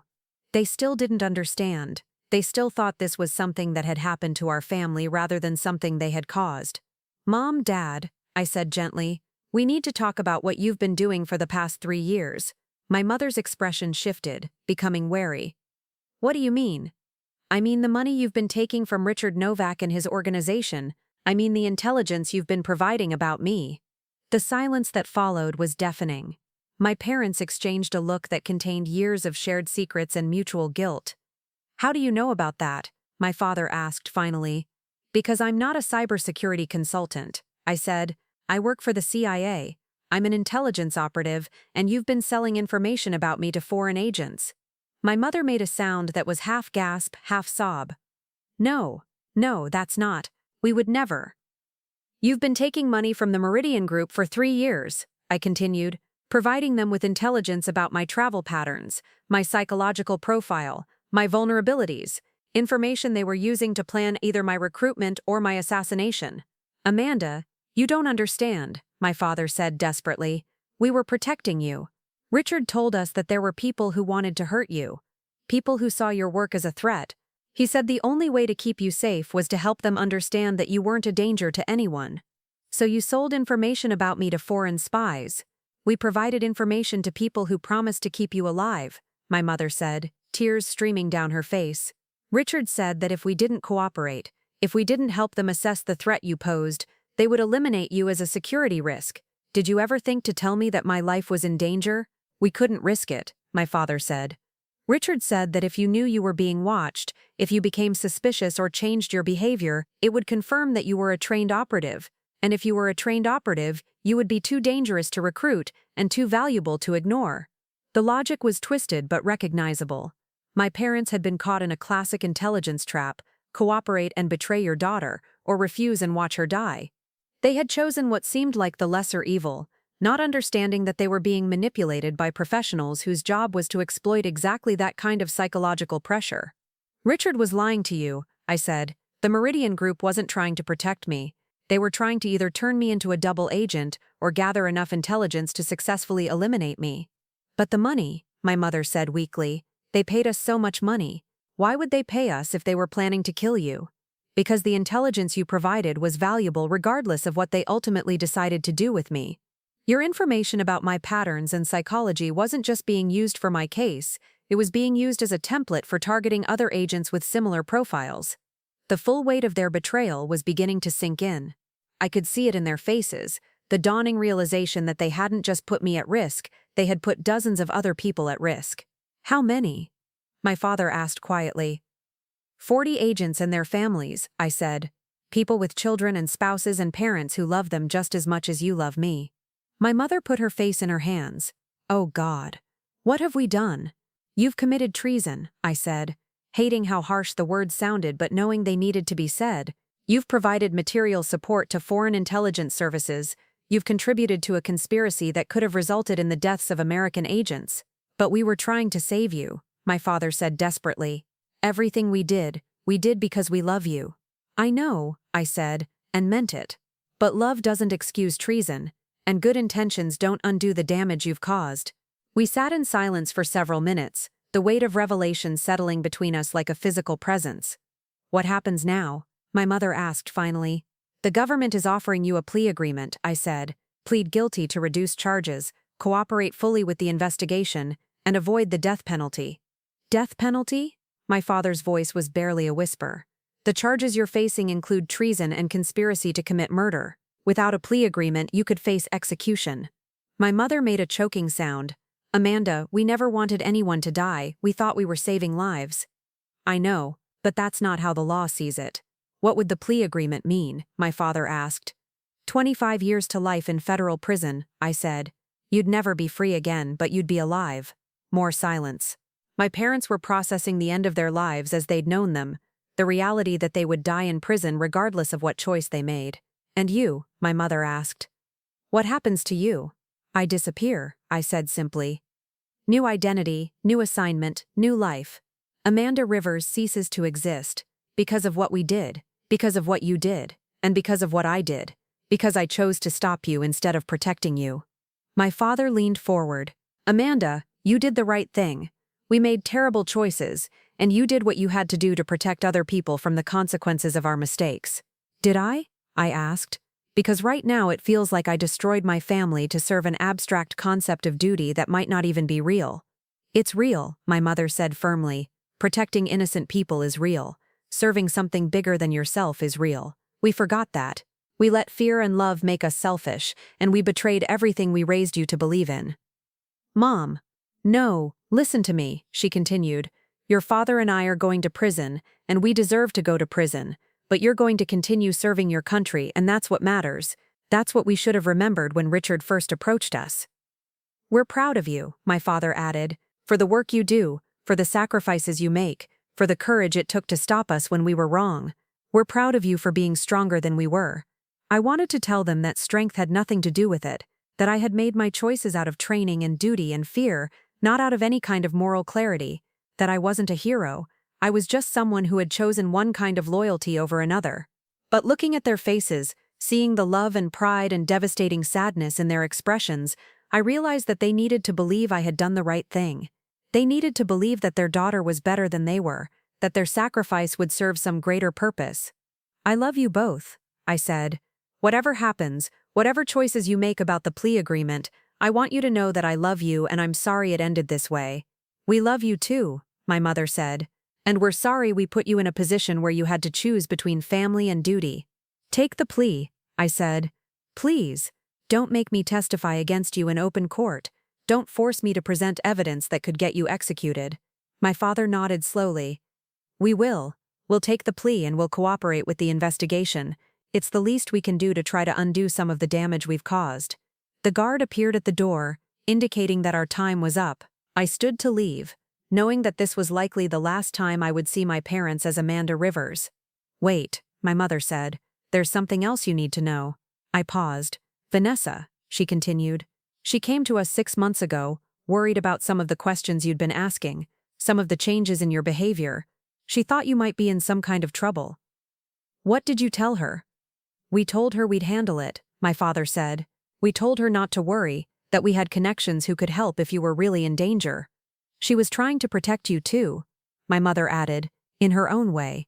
When she contacted the government, it was because she was afraid for your safety and she didn't trust us to take care of it properly. So Vanessa had been trying to save me from our parents, just as our parents had been trying to save me from foreign operatives. Everyone in my family had been trying to protect everyone else, and the result had been the destruction of all of us. Tell her we don't blame her, my father said. Tell her that what she did took courage, and that we're proud of her for putting your safety above family loyalty. Tell her we love her, my mother added, and tell her to take care of herself because she's going to need to build a new life too. I nodded, not trusting my voice to remain steady. As I walked away from the detention center, I realized that my parents had just given me one final gift. The knowledge that my family's love for each other had been real, even when everything else was built on lies and manipulation. It was a small comfort, but it was all I had left of the life I was about to leave behind forever. The apartment in Portland, Oregon was nothing like the homes I'd known before. Sparse, functional, temporary. The kind of place where someone lived when they were between identities. Rain drummed against windows that looked out onto a street I was still learning to navigate, in a city where no one knew my name or my story, or the family I'd left behind in federal prison. It had been 8 months since the plea hearing where my parents accepted 25 years to life in exchange for their cooperation. 8 months since I'd watched my mother and father stand in federal court and confess to treason while I sat in the gallery, invisible behind dark glasses and an assumed name. 8 months since Amanda Rivers had officially died and been replaced by Sarah Chen, freelance technical writer with no family, no history, and no connections to anything that mattered. The irony of taking the same surname as the analyst who had dissected my family's behavior wasn't lost on me. Catherine Hayes had suggested it during one of our final briefings, a small joke in the midst of orchestrating my complete disappearance from the life I'd known for 26 years. My new apartment came furnished with the kind of generic furniture that suggested previous occupants had also been people in transition. The walls were blank white, empty of family photos or personal mementos. The kitchen contained exactly what I needed to survive and nothing that would indicate preference or personality. Even my wardrobe had been selected by someone else, clothes that fit Sarah Chen's fabricated background as a quiet professional who kept to herself and didn't attract attention. I was reviewing technical manuals for a software company that existed primarily as a cover for my actual assignment when the secure phone rang. Only 3 people had this number, and 2 of them were my handlers. The third was Vanessa. Sarah Chen, I answered, using the name that still felt foreign in my mouth. It's me. Vanessa's voice was careful, controlled in the way that spoke of someone who had learned not to trust phones completely. Can you talk? For a few minutes. I wanted to let you know that I'm moving. We'd developed a code over the months since my relocation. Moving meant changing jobs. Weather references indicated her emotional state. Questions about mutual friends were actually inquiries about our parents' status in federal prison. Where to? I asked. Seattle. A marketing position with a tech startup. Better benefits. New opportunities. Seattle was only a few hours north of Portland. For the first time since I'd become Sarah Chen, my sister would be close enough to visit if circumstances allowed.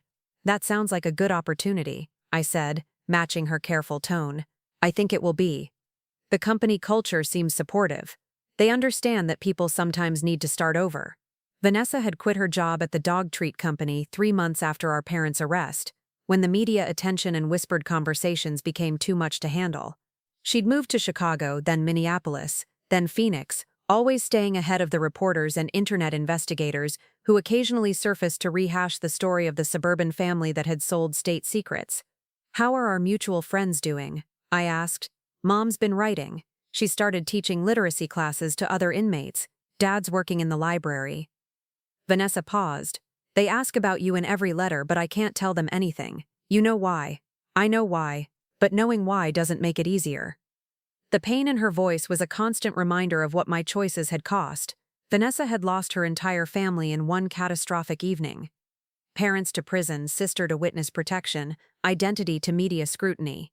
She'd been forced to rebuild her life from nothing, just as I had, but without the government support that had cushioned my transition. Van, I said carefully, I know this is hard, all of it, but what you're doing, starting over, building something new, that takes incredible strength. Does it? Or does it just take stubbornness and an inability to accept that some things can't be fixed? It was a question I'd been asking myself for 8 months, whether my dedication to my new assignment was actually serving any greater purpose, or whether I was just too proud to admit that I'd destroyed my family for nothing. I should go, Vanessa said. But Sarah? Take care of yourself. Wherever you are, whatever you're doing, remember that someone still loves you. The line went dead, leaving me alone with the rain and the technical manuals and the slowly growing certainty that my exile was becoming permanent. 3 days later, I received new orders. The assignment was elegant in its simplicity. A technology conference in San Francisco, where several employees of defense contractors would be presenting research on cybersecurity applications. My job was to attend as Sarah Chen, technical writer, and identify which presentations contained information that could be valuable to foreign intelligence services. It was exactly the kind of low-stakes surveillance work that constituted my new career. No deep cover relationships, no long-term infiltration, no risk of emotional attachment that could compromise operational security. Just observation, analysis, and reporting delivered through secure channels to handlers I would never meet in person. I drove to San Francisco on a gray Tuesday morning, taking Interstate 5 through Oregon wine country and California redwood forests. The rental car was another generic choice. Silver sedan, cloth interior, the kind of vehicle that would be forgotten 5 minutes after it was seen. The technology conference was being held at the Moscone Center, a glass and steel monument to corporate innovation. I registered under my cover identity, collected my badge and conference materials, and began the systematic observation that had become my professional specialty. The presentations were technically complex but operationally predictable. Defense contractors showing off cybersecurity improvements they wanted to sell to government agencies. Tech companies demonstrating software capabilities that might have military applications. Academic researchers presenting theoretical work that could have practical intelligence value. I was taking notes during a presentation on encrypted communication protocols when I noticed him. He was sitting 3 rows ahead of me, wearing a navy suit that was expensive without being flashy, taking notes in a leather portfolio that suggested professionalism and attention to detail. There was something familiar about the way he held himself, the careful alertness that spoke of someone trained to observe while appearing casual. When he turned slightly to check his phone, I saw his profile and my blood went cold.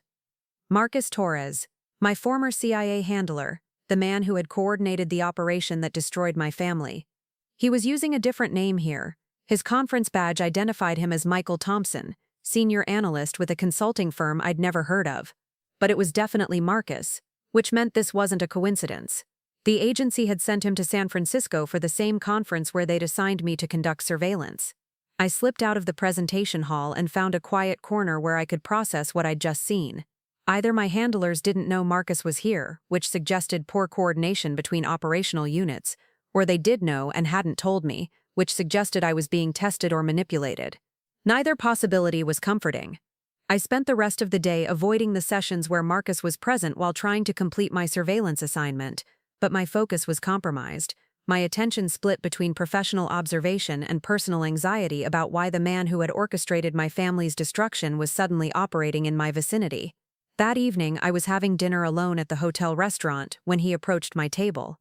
"Sarah Chen," he said, using my cover name with the kind of casual familiarity that suggested he'd been monitoring my new identity.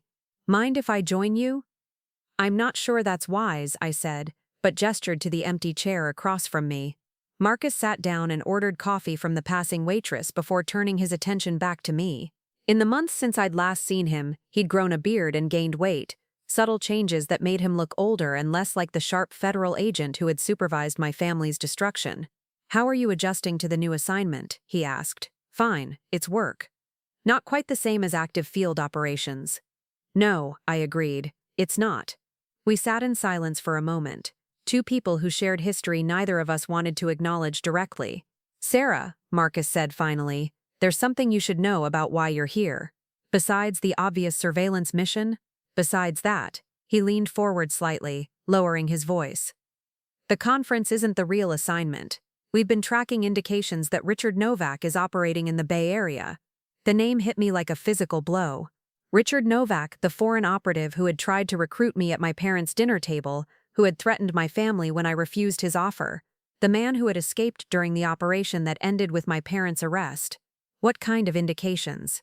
Communications intercepts suggesting he's planning to make contact with defense contractor employees who might be vulnerable to recruitment. The same methodology he used with your parents, but targeting people with direct access to classified information instead of family members of agents. "And you think he'll be here?" "We think he's already here. The question is which target he'll approach and when." I set down my coffee cup carefully, trying to process the implications of what Marcus was telling me. "You're using me as bait," I said. "We're using you as an asset with unique insight into his operational methods," Marcus corrected. "You're the only person who's had direct contact with Richard and survived. You know his approach, his psychological tactics, his tells when he's lying or probing for information." "You're using me as bait," I repeated. "You brought me here hoping he'd recognize me and make contact." Marcus didn't deny it. "Sarah, Richard Novak has been responsible for recruiting at least 12 American assets over the past 5 years. He's a high-value target whose capture could prevent significant damage to national security. And if he decides that instead of recruiting me, he'd prefer to eliminate the CIA operative who helped destroy his network, then you'll have backup close enough to intervene. The same backup that let him escape in Denver." Marcus had the grace to look uncomfortable. "We've made operational adjustments since then." I thought about my parents, sitting in federal prison because they'd been outmaneuvered by Richard Novak's recruitment tactics. I thought about my sister, building a new life in Seattle while carrying the weight of our family's destruction. I thought about the months I'd spent in Portland, conducting meaningless surveillance while the man who had orchestrated my family's downfall remained free to target other families. "What do you need from me?" I asked. "Attend the conference tomorrow as scheduled. If Richard approaches you, engage him but don't commit to anything. Let him make his pitch, gather intelligence on his current operations, and signal for extraction when you have what we need. And if he doesn't approach me, then you complete your original surveillance assignment and return to Portland. But Sarah, if he is here, if he does make contact, this is our best chance to roll up a network that's been operating for years. After Marcus left, I sat in the hotel restaurant for another hour, watching other diners and wondering how many of them were what they appeared to be. The technology conference had attracted hundreds of people with access to sensitive information, any of whom could be targets for recruitment by foreign operatives, including me. I returned to my room and found a message waiting on my secure phone. Text only, no caller identification, but the phrasing was unmistakable. Looking forward to our conversation tomorrow. We have much to discuss about your family's current situation. Richard Novak knew I was here, he knew my cover identity, and he was planning to make contact. I called Marcus immediately. He's made contact, I said when he answered. We know. The message was intercepted by our monitoring systems. Are you ready for this? No, I said honestly, but that's never stopped me before. The next morning, I dressed carefully for what would likely be the most dangerous conversation of my new life. Black slacks, white blouse, blazer that concealed the small pistol I'd been carrying since Portland, professional attire that could work equally well for a technical writer or an intelligence operative. The conference's final day was focused on emerging technologies, presentations that dealt with theoretical applications rather than current capabilities. I attended sessions on artificial intelligence and quantum computing, taking notes and maintaining my cover while scanning the audience for any sign of Richard Novak. He found me during the lunch break. I was standing in line at the sandwich station when I felt someone step close behind me. The voice that spoke near my ear was the same cultured tone I remembered from my parents' dining room. Sarah Chen, Richard said quietly. What an unexpected pleasure. I turned to face him, noting that he looked exactly the same as he had 8 months earlier. Same expensive suit, same carefully neutral expression, same predatory assessment in his eyes. I'm sorry, I said. Do we know each other? Oh, I think we know each other very well, though you were using a different name when we met. I'm afraid you have me confused with someone else. Richard smiled, the expression devoid of warmth. Amanda Rivers, daughter of Patricia and Daniel Rivers, currently serving federal sentences for treason, sister of Vanessa Rivers, who recently relocated to Seattle under circumstances that suggest ongoing federal protection. The mention of Vanessa's location sent ice through my veins. Richard wasn't just confirming my identity, he was demonstrating that he knew where my sister lived. I don't know what you're talking about, I said, but my voice had lost some of its steadiness. Of course you don't, just as your parents didn't know they were providing intelligence to foreign operatives when they accepted payment for information about their daughter's activities. He gestured toward a quiet seating area away from the main conference traffic. Shall we sit? I believe we have mutual interests to discuss. I followed him to a table by the windows, positioning myself where I could see approaching security while maintaining visual contact with the backup agents I knew were somewhere in the building. You look well, Richard observed as we sat down. The transition to civilian life seems to agree with you. I work in technical writing, I said. Not exactly a transition from anything dramatic. Technical writing. Yes, that's what your cover documentation suggests. Very thorough work, by the way. Sarah Chen's background is almost convincing enough to believe. He pulled out his phone and showed me a screen displaying what looked like a comprehensive dossier. My current address in Portland, my cover employment history, even photographs of me entering and leaving my apartment building. Impressive surveillance, I said, trying to keep my voice level. Professional courtesy. We like to keep track of people who have impacted our operations. And what operation would that be?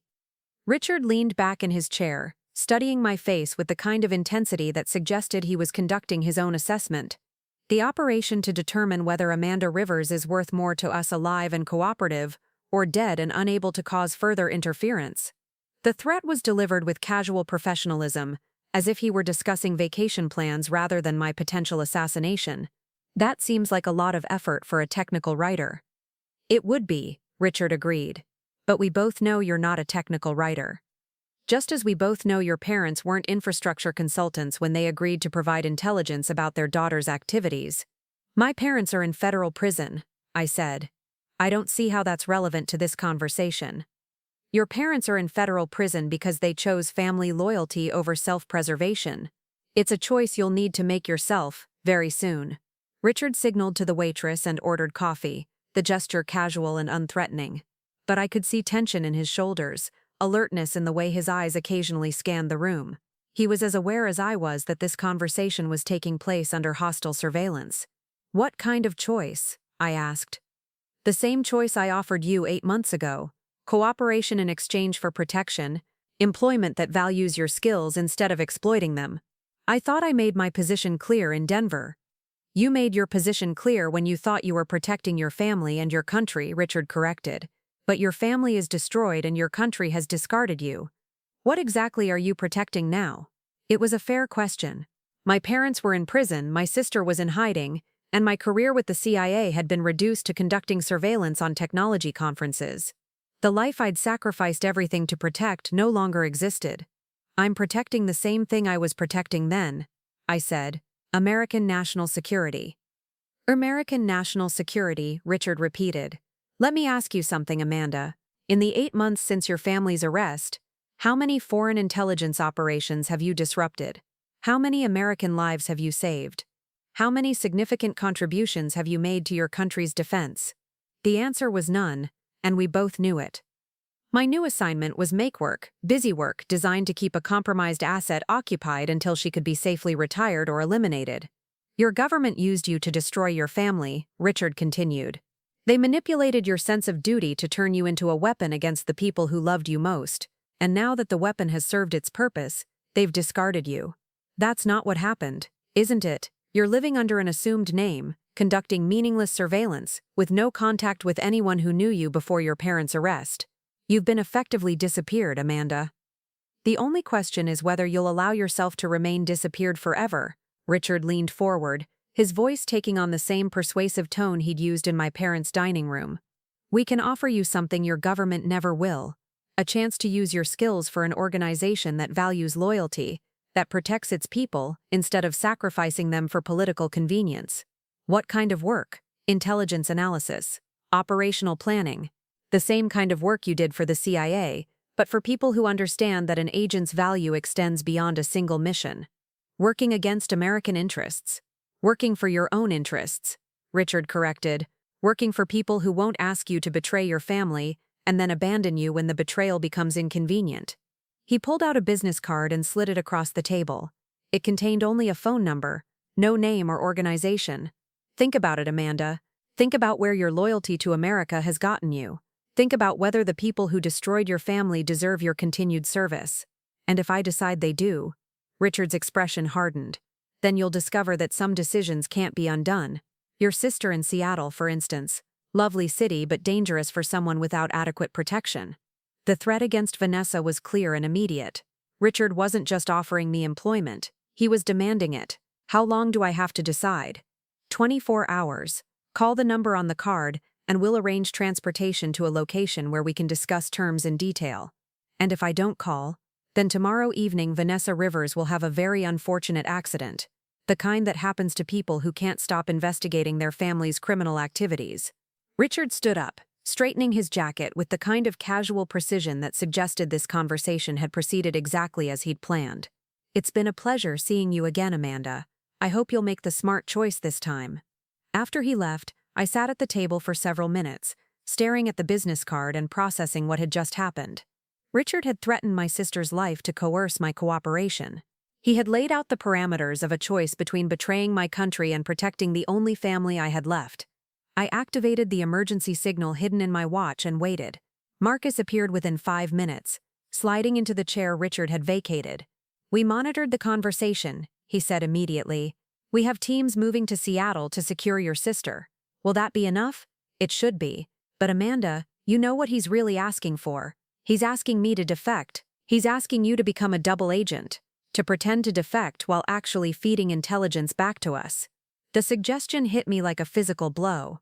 The agency wanted me to accept Richard's offer, to allow myself to be recruited by foreign operatives so I could spy on them from the inside. "Marcus, I can't. After what happened with my family, I can't pretend to be someone I'm not again. This would be different. This would be a legitimate operational assignment with full agency support. This would be exactly the same thing that destroyed my parents, pretending to work for one organization while actually serving another." "Your parents were amateurs who got in over their heads," Marcus said bluntly. "You're a trained operative who would be conducting a sanctioned mission, A sanctioned mission that requires me to commit treason. A sanctioned mission that requires you to appear to commit treason while actually serving your country's interests. I thought about my parents, sitting in federal prison because they'd been unable to navigate the moral complexity of serving multiple masters. I thought about Vanessa, building a new life in Seattle while foreign operatives planned her death. I thought about 8 months of meaningless surveillance work and the growing certainty that my career in intelligence was effectively over. What guarantee do I have that this won't end the same way? You have my word, Marcus said, and you have the fact that this operation has been authorized at the highest levels of the agency. Your word, I repeated, the same word you gave me when you said my family would be protected if I cooperated with the original investigation. Marcus had the grace to look uncomfortable. Amanda, I know you have reasons not to trust us, but this is different. This is a chance to do something that matters, to use your skills for operations that could prevent other families from going through what yours did. Or it's a chance for the agency to clean up a loose end by sending a compromised asset on a suicide mission. That's not what this is. Then what is it? Marcus was quiet for a long moment, staring out the window at the San Francisco skyline. It's a chance for you to take control of your own story, he said finally. Instead of being a victim of circumstances beyond your control, you could be an operative making active choices about how your skills are used, even if those choices include pretending to betray my country. Even if those choices require you to do things that look like betrayal in service of larger loyalty. I thought about the business card in my pocket, about the phone number that represented a choice between 2 different kinds of service. Richard was offering employment with people who valued loyalty but served foreign interests. Marcus was offering a mission with people who served American interests but had already demonstrated their willingness to sacrifice individual loyalty. If I do this, I said, if I call that number and agree to work for Richard's organization, what guarantee do I have that I'll survive long enough to provide useful intelligence? You have the same guarantee any deep cover operative has, Marcus replied. Careful planning, professional training, and the knowledge that your sacrifice serves something larger than yourself. That's not much of a guarantee. No, Marcus agreed. It's not. I spent that evening walking the streets of San Francisco, trying to make sense of choices that seemed designed to punish me regardless of what I decided. Accept Richard's offer and become a traitor. Refuse his offer and watch my sister die. Accept Marcus's proposal and risk becoming a double agent whose mission could end in execution. Refuse Marcus's proposal and return to Portland for more years of meaningless surveillance work. Every option required betraying someone or something I cared about. At midnight, I called the number on Richard's business card. I've made my decision, I said when he answered. And, I want to hear your terms. Excellent. Transportation will be arranged for tomorrow morning. You'll be contacted with details. And my sister will remain safe as long as your cooperation continues. After I hung up, I sent a coded message to Marcus confirming that I was proceeding with the double agent mission. Then I sat in my hotel room, staring out at the city lights and wondering if I was making the same kind of desperate choice my parents had made when they first accepted Richard's money. The difference, I told myself, was that I knew I was walking into a trap. The question was whether I was walking into Richard's trap or the CIA's trap, and whether that distinction would matter when the trap finally closed. 3 months later, I was living in Prague, working as a data analyst for a consulting firm that existed primarily to provide cover for intelligence operations. My official title was Senior Research Specialist. My unofficial role was CIA asset embedded in a foreign intelligence network, and my actual function was something I was still trying to understand. Richard's organization had proven to be exactly what he'd advertised: professional, well-funded, and dedicated to recruiting American assets with access to classified information. They valued my analytical skills and my knowledge of CIA operational methods, but they also kept me under constant surveillance and made it clear that my continued employment depended on demonstrating loyalty through concrete contributions to their mission. I provided intelligence carefully calibrated to seem valuable while actually revealing nothing that could damage American operations. I reported on CIA methods that were already known to foreign services. I analyzed American defense capabilities using information that was available through open sources. It was a delicate balance, and I wasn't sure how long I could maintain it. My handlers in Prague were sophisticated enough to recognize the signs of a potential double agent, but they also seemed to believe that my motivation was genuine. My family's destruction at the hands of the American government provided credible motivation for defection, and my technical skills provided obvious value to their operations. What they didn't know was that every piece of intelligence I provided to them was also being provided to Marcus through a secure communication system that allowed me to transmit information during routine shopping trips and coffee breaks. What I was beginning to suspect was that Marcus didn't know how much of the intelligence I was providing to Prague was actually damaging to American interests. The moral complexity of the situation was exhausting. I was betraying people who trusted me in order to serve people who had already betrayed me. I was providing intelligence to foreign operatives while telling myself that I was actually serving American interests. I was living under an assumed name while conducting relationships based on fabricated loyalty. It was exactly the kind of situation that had destroyed my parents, but with the added complexity of official sanction and professional training. The realization that I might be becoming everything I'd once opposed came to me on a Tuesday evening in November, almost exactly 1 year after the Thanksgiving dinner that had ended my life as Amanda Rivers. I was walking home from work through Prague's Old Town, past buildings that had witnessed centuries of political upheaval and shifting loyalties, when I saw a familiar face in a cafe window. Vanessa was sitting alone at a small table, wearing a coat I didn't recognize, and drinking coffee with the kind of careful attention that suggested she was waiting for someone. My sister, who was supposed to be safe in Seattle under federal protection, was sitting in a cafe in Prague where I was conducting a deep-cover operation against foreign intelligence operatives. I walked into the cafe and sat down across from her without invitation. "Hello, Van," I said. She looked up from her coffee with an expression that mixed relief with something that looked almost like resignation. "Hello, Amanda," she said. "I was wondering when you'd notice me. How long have you been here?" 2 weeks. I've been working up the courage to approach you." "How did you know where to find me?"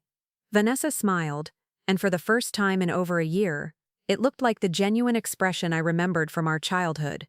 "The same way I knew you were CIA before anyone told me," she said. "I pay attention to my sister." We sat in silence for a moment, two women who had once shared a childhood but now lived in different worlds entirely. "Van, what are you doing here?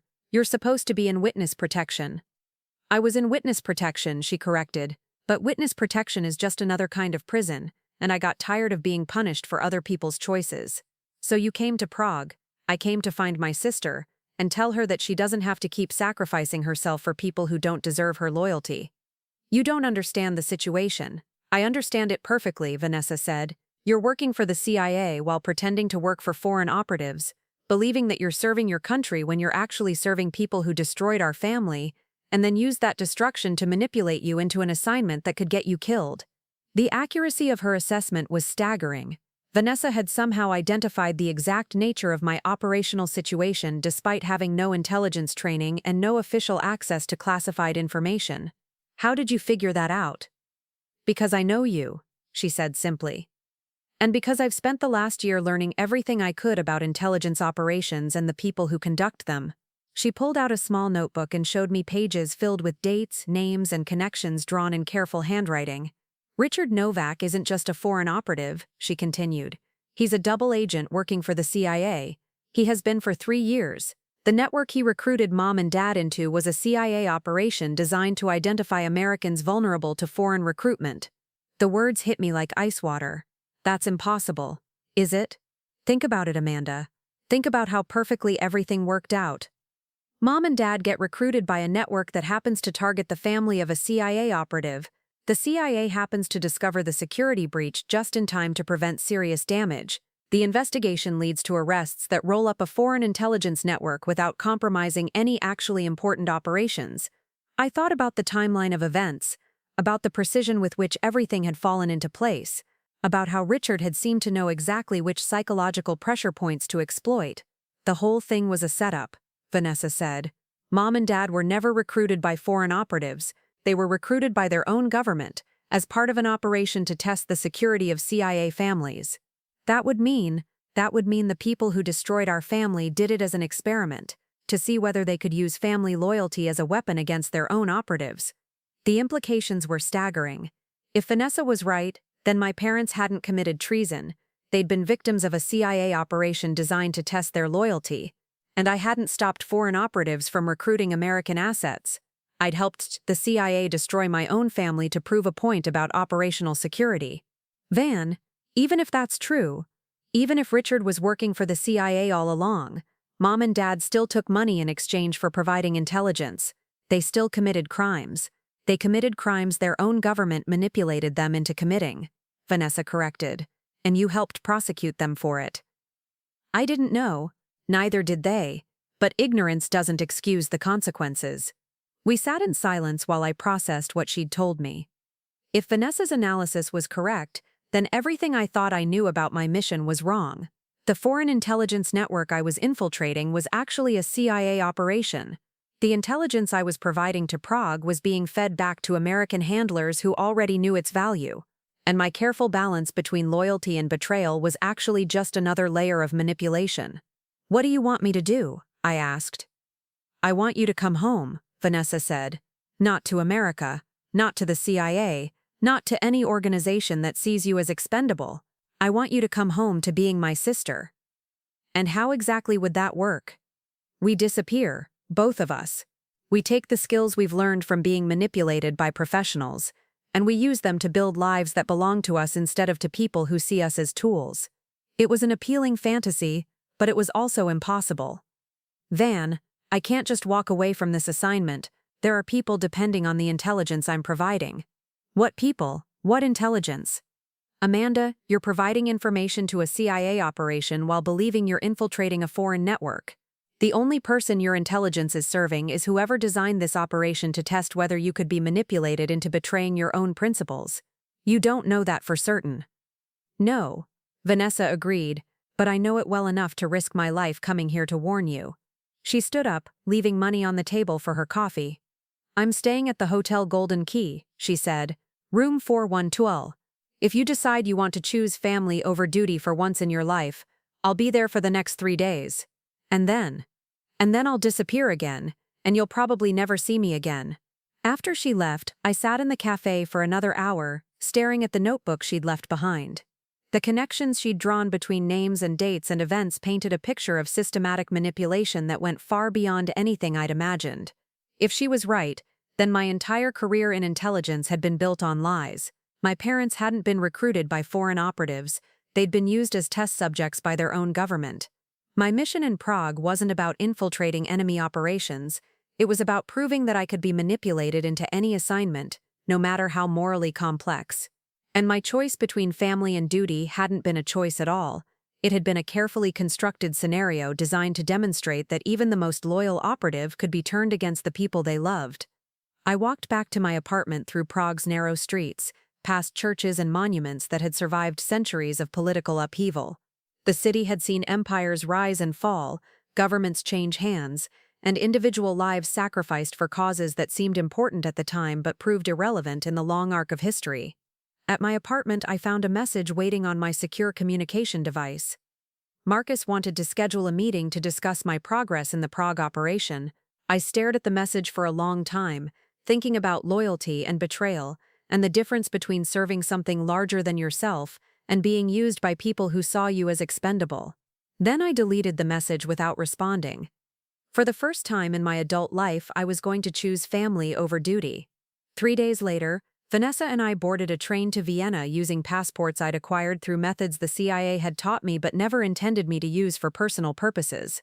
We were traveling as sisters named Elena and Sofia Novak, Czech citizens relocating to Austria for work opportunities. The irony of using Richard's surname wasn't lost on either of us. Where are we going? Vanessa asked as the train pulled away from Prague's central station.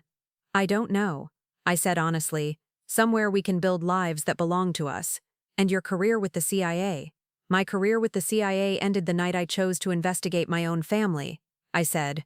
Everything since then has just been variations on the same theme. Vanessa nodded, settling back in her seat as the Czech countryside rolled past our window. I'm proud of you, she said, for choosing us over them. I should have chosen us from the beginning. Maybe, but you chose duty because you thought it mattered more than family. Now you know better. Now I know that the people I was serving don't deserve the sacrifices I made for them. And that family is the only thing that's real, when everything else turns out to be manipulation. As the train carried us away from Prague and toward an uncertain future, I thought about my parents in federal prison, still believing they had betrayed their country to protect their daughter. I thought about the CIA handlers who would eventually realize that their carefully constructed operation had failed when their asset chose family loyalty over institutional manipulation. Van, I said, there's something I need to tell you about Mom and Dad. What? If your analysis is correct, if Richard really was working for the CIA all along, then they're in prison for crimes they were manipulated into committing by their own government. Vanessa was quiet for a long moment, watching farmland scroll past the train window. I know, she said finally, that's why I came to find you. Because someone needs to tell their story properly. Someone needs to expose what was done to our family. The CIA will deny everything. They'll claim national security and classify any evidence that could prove what really happened. Then we'll find other ways to tell the story. Ways that don't depend on official acknowledgement or government cooperation. I thought about the skills I'd developed over 6 years in intelligence work. Skills that could be used to investigate government operations just as easily as they could be used to serve them. It would be dangerous, I said, going after the people who destroyed our family. They have resources we can't match. They have resources, Vanessa agreed, but we have something they don't have. What's that? Nothing left to lose. 6 months later, we were living in a small town in Austria, running a consulting business that provided cybersecurity services to local companies. It was legitimate work, using skills I'd developed in my CIA career for clients who valued competence over loyalty. But in the evenings, we worked on something else entirely. Vanessa had spent the past year developing contacts with investigative journalists, human rights organizations, and former intelligence officials who had their own reasons for questioning CIA operational methods. She'd built a network of people willing to investigate stories the mainstream media wouldn't touch. I provided the technical expertise needed to safely communicate with sources and protect sensitive information. The same skills I'd once used to conduct operations against foreign targets, I now used to investigate the operations that had destroyed my family. What we discovered was worse than either of us had imagined. The operation that had targeted my parents wasn't an isolated experiment. It was part of a larger program designed to test the loyalty and psychological resilience of CIA operatives by deliberately placing their families in compromising situations. Over a dozen families had been targeted over a 5-year period. Parents, spouses, and siblings of CIA operatives had been recruited by fake foreign intelligence networks, then prosecuted for the crimes they'd been manipulated into committing. The program was designed to identify agents whose family loyalty could be exploited by actual foreign operatives and to eliminate those agents from sensitive positions. My family hadn't been randomly selected for targeting. We'd been chosen specifically because my psychological profile suggested I might prioritize family relationships over institutional loyalty. The entire operation had been designed to test whether I could be manipulated into betraying the people I loved in service of abstract duty. When I'd chosen to investigate my parents instead of protecting them, I'd passed the test. When I'd provided evidence for their prosecution, I'd proven that I could be trusted with assignments that required sacrificing personal relationships for operational objectives. The Prague mission had been my reward, a chance to demonstrate that I could maintain cover even in morally complex situations. But it had also been another test, designed to determine whether I could be manipulated into believing I was serving my country while actually serving the career interests of the officials who had designed the program. How many families? Vanessa asked, when we finished compiling our evidence. 17 that we can document, I replied, probably more that we haven't found yet. How many agents like you? People who were manipulated into destroying their own families? At least 8, maybe more. We sat in our small apartment, surrounded by documents and photographs and recorded conversations that painted a picture of systematic abuse disguised as national security testing. What do we do with this? Vanessa asked. We make sure the story gets told. We make sure the families who were destroyed get justice. And we make sure the people responsible are held accountable. Even if it means exposing CIA operations that might actually be protecting the country. Especially if it means exposing CIA operations that use American families as test subjects. The investigation took another year to complete. We worked with journalists in 3 countries, former intelligence officials who had been horrified by what they'd witnessed, and family members of other agents who had been targeted by similar operations. When the story finally broke, it was bigger than either of us had expected. Congressional hearings were launched. Criminal investigations were opened. The officials who had designed and implemented the family targeting program were arrested and charged with conspiracy, fraud, and violation of civil rights. My parents were released from federal prison after serving 3 years of their 25-year sentences. The charges against them were dropped when prosecutors acknowledged that they had been victims of government entrapment rather than willing participants in espionage. Richard Novak disappeared before he could be arrested, but not before confirming through intermediaries that he had indeed been a CIA operative whose mission was to test the loyalty of agents' families. The CIA's family loyalty testing program was officially terminated, and new oversight mechanisms were put in place to prevent similar abuses. But for the families who had been destroyed by the program, justice came too late to undo the damage that had been done. My parents were free, but they were also broken. 3 years in federal prison had aged them decades. My father's health had deteriorated. My mother's spirit had been crushed by the knowledge that her own government had used her love for her daughter as a weapon against her family. They moved to a small house in Montana, far from the Denver neighborhood where they'd raised their daughters. They lived quietly, avoiding media attention, and trying to rebuild a life from the ruins of the one that had been taken from them. Vanessa and I visited them when we could, but the relationships we'd once shared were irretrievably changed. Too much had happened, too many betrayals had been revealed, too much trust had been broken for us to simply return to being the family we'd once been. "Do you regret it?" my mother asked during one of our visits. "Do you regret exposing what they did to us?" I thought about the question seriously. The investigation had consumed 2 years of our lives and exposed us to dangers we'd barely survived. It had ended careers and destroyed relationships and created new enemies who would never forgive us for revealing their crimes. But it had also freed my parents and prevented other families from suffering the same fate. "No," I said, "I don't regret exposing the truth, even though it cost you your career, your future with the CIA? Especially because it cost me my career with the CIA. Some institutions don't deserve loyalty, Mom. Some causes aren't worth the sacrifices they demand." My father, who had spent most of the visit sitting quietly in his chair, looked up at me. "I'm proud of you," he said, "for choosing family over duty when it mattered most. I should have chosen family from the beginning. You chose duty because we raised you to believe that serving something larger than yourself was the highest form of honor," he replied. "We never taught you that sometimes the things that claim to be larger than yourself are actually smaller and more petty than family love. But you learned," my mother added, "when it counted. When the choice was between protecting strangers who had manipulated you and protecting the sister who loved you, you chose correctly. It was forgiveness I wasn't sure I deserved, but forgiveness I was grateful to receive." As Vanessa and I drove away from our parents' house that evening, she asked the question I'd been expecting. "What now? What do we do with the rest of our lives?" I thought about the consulting business we'd built in Austria, about the skills we'd developed investigating government corruption, about the contacts we'd made with people who shared our commitment to exposing abuses of power. "We keep telling stories," I said. "We keep investigating. We keep making sure that what happened to our family doesn't happen to other families. Even if it's dangerous, especially if it's dangerous, someone has to hold these people accountable. And if we get killed for it, then at least we'll die for something that actually matters." Vanessa smiled, the expression carrying echoes of the fearless older sister who had protected me throughout our childhood. "In that case," she said, "I know exactly which story we should investigate next."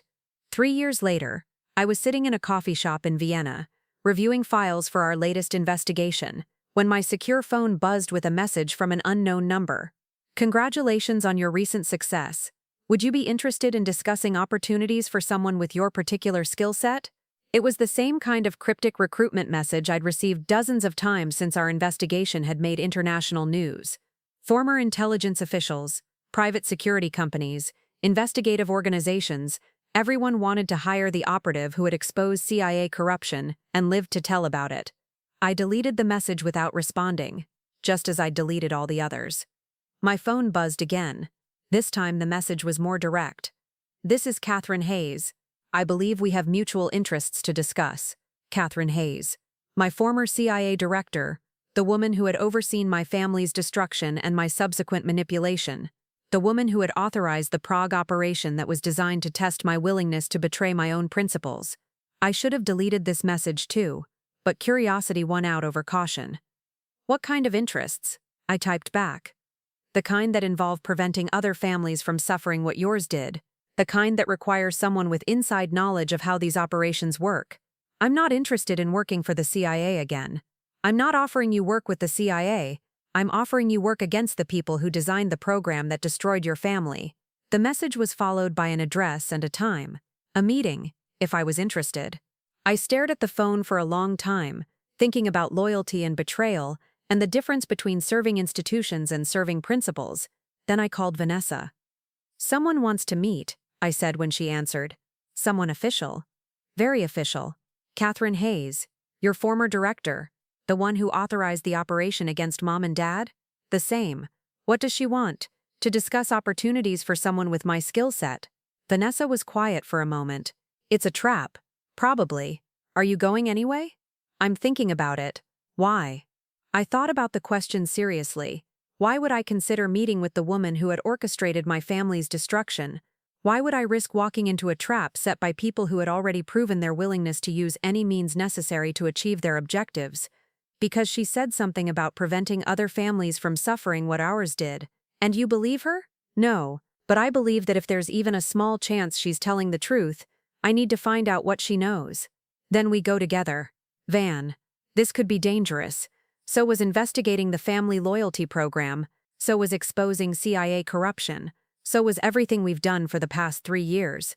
Vanessa's voice carried the same determination that had driven her to Prague to warn me about Richard Novak. "We're partners now, Amanda. We face these things together." The meeting was scheduled for a small restaurant in Prague, the same city where I'd learned that my entire operational career had been built on manipulation and lies. The irony wasn't lost on me. Catherine was waiting at a corner table, looking older and more tired than I remembered. 3 years of congressional investigations and criminal prosecutions had taken their toll on her as well. "Amanda," she said as I approached the table, "thank you for coming." "Vanessa," I said, gesturing to my sister. "My partner, Miss Rivers." Catherine nodded politely. "I've followed your work, impressive investigation." "Impressive corruption to investigate," Vanessa replied coolly. Catherine had the grace to look uncomfortable. "You have every right to be angry. What was done to your family was inexcusable. Then why did you authorize it?" I asked, sitting down across from her. "Because I believed it was necessary, because I thought the threat of foreign recruitment was serious enough to justify testing our own people's vulnerabilities." Catherine paused. "I was wrong. About the threat, about the methods, about the human cost, about whether the information we gained was worth the families we destroyed. And now I'm trying to prevent the same mistakes from being made again." Catherine opened a briefcase and pulled out a thick file folder. "The family loyalty testing program wasn't the only experimental operation the CIA was running," she continued. "There were other programs, other tests, other ways of manipulating agents and their families for what we told ourselves were legitimate security purposes, such as financial stress testing, relationship vulnerability assessment, psychological breaking point analysis." Catherine's voice carried disgust for her own words. "We convinced ourselves that understanding our agents' weaknesses would help us protect them from foreign exploitation.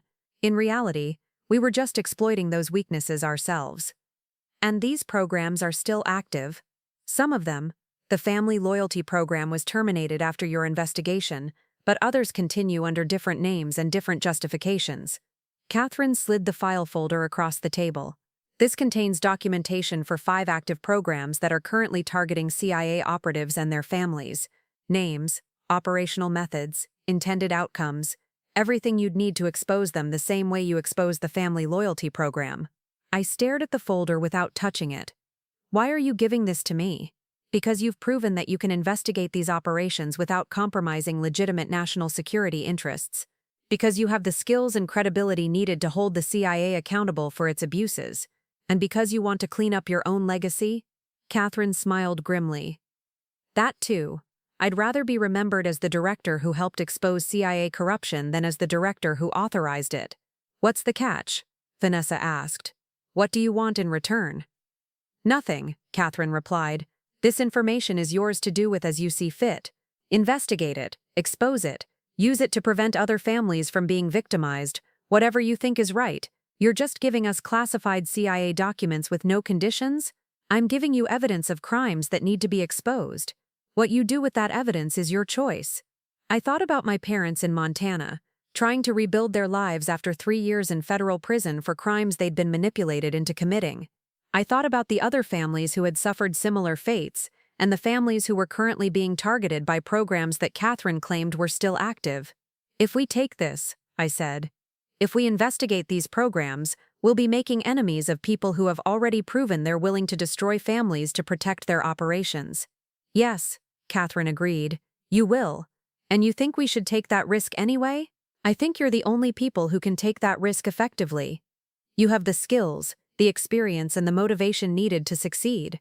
We also have something to live for now, Vanessa pointed out. We've rebuilt our lives, we've found peace.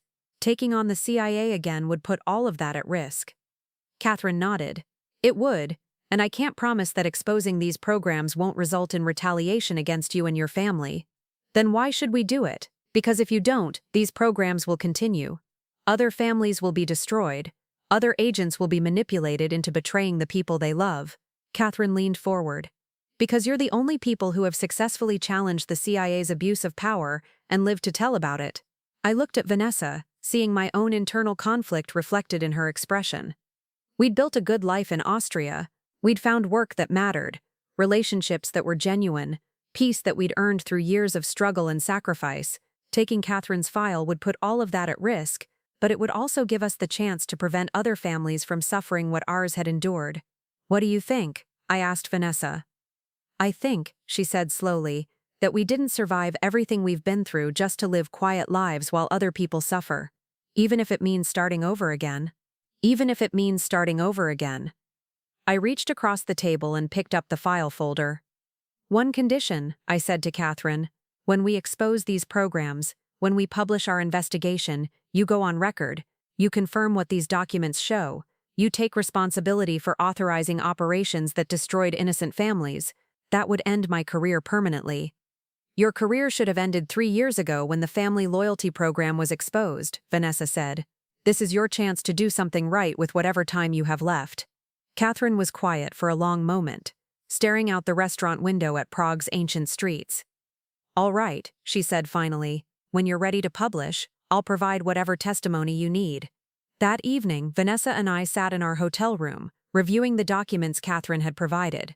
The file contained evidence of systematic abuse that went far beyond anything we'd discovered in our previous investigation.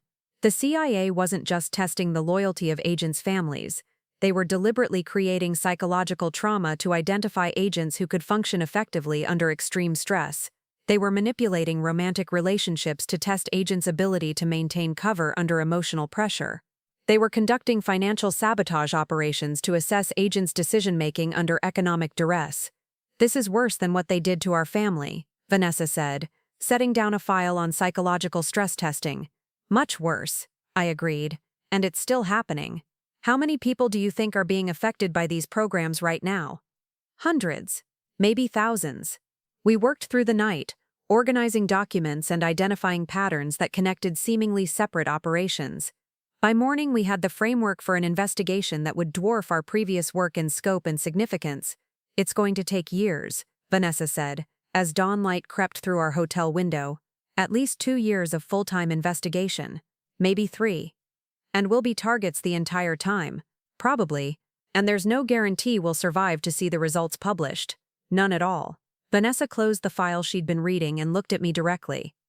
Are you ready to give up our peaceful life in Austria for another round of exposing government corruption? I thought about the consulting business we'd built, about the quiet evenings and simple pleasures that had made the past 3 years the most stable period of my adult life. I thought about the risks we'd be taking and the certainty that powerful people would try to stop us from revealing their crimes. Then I thought about my parents, free from federal prison but forever marked by the experience of being betrayed by their own government. I thought about the other families documented in Catherine's files, families who were currently being manipulated and traumatized by operations designed to test their psychological vulnerabilities. I'm ready, I said. Then let's get to work. 6 months later, we were living in a secure compound in Switzerland, working with an international team of investigative journalists and human rights lawyers to document the full scope of CIA psychological operations against American families. The investigation was more complex and dangerous than anything we'd attempted before. We were dealing with active operations, current victims, and government officials who had learned from our previous success and were taking steps to prevent similar exposure. But we were also working with more resources and support than we'd ever had before. Catherine Hayes had provided not just documents, but also contacts with other former CIA officials who were willing to testify about operations they'd witnessed or participated in. The story we were building was bigger than the family loyalty program, bigger than any single abuse of power. It was a comprehensive expose of how the CIA had systematized the use of psychological torture against its own operatives, justified by national security concerns but motivated by institutional paranoia and bureaucratic self-interest. "We're going to change how intelligence agencies operate," Vanessa said one evening as we reviewed testimony from a former agent whose marriage had been deliberately sabotaged to test his operational effectiveness. "We're going to try," I corrected. "Whether we succeed depends on factors beyond our control. Such as whether we live long enough to publish. Such as whether anyone with the power to implement change actually cares about what we reveal. Such as whether the American people are willing to demand accountability from their government." You're feeling pessimistic. I'm feeling realistic. Exposing government corruption is easier than preventing future government corruption. But it's still worth doing. Yes, it's still worth doing. The investigation took 18 months to complete. When we finally published our findings, the reaction was immediate and explosive. Congressional hearings were launched within days. Criminal investigations were opened against current and former CIA officials. International human rights organizations demanded accountability from the American government. The psychological operations programs were officially terminated. The officials who had designed and implemented them were removed from their positions. New oversight mechanisms were put in place to prevent similar abuses. But the real victory wasn't institutional change. It was the vindication of the families who had suffered under these programs. Parents who had been imprisoned for crimes they'd been manipulated into committing were freed and compensated. Agents who had been psychologically tortured by their own government received recognition and support. My own family was among those who benefited from the investigation's results. My parents received financial compensation for their wrongful imprisonment and official acknowledgement that they had been victims rather than perpetrators of espionage. But more importantly, they received something that had been taken from them 3 years earlier: their reputation and their place in the community.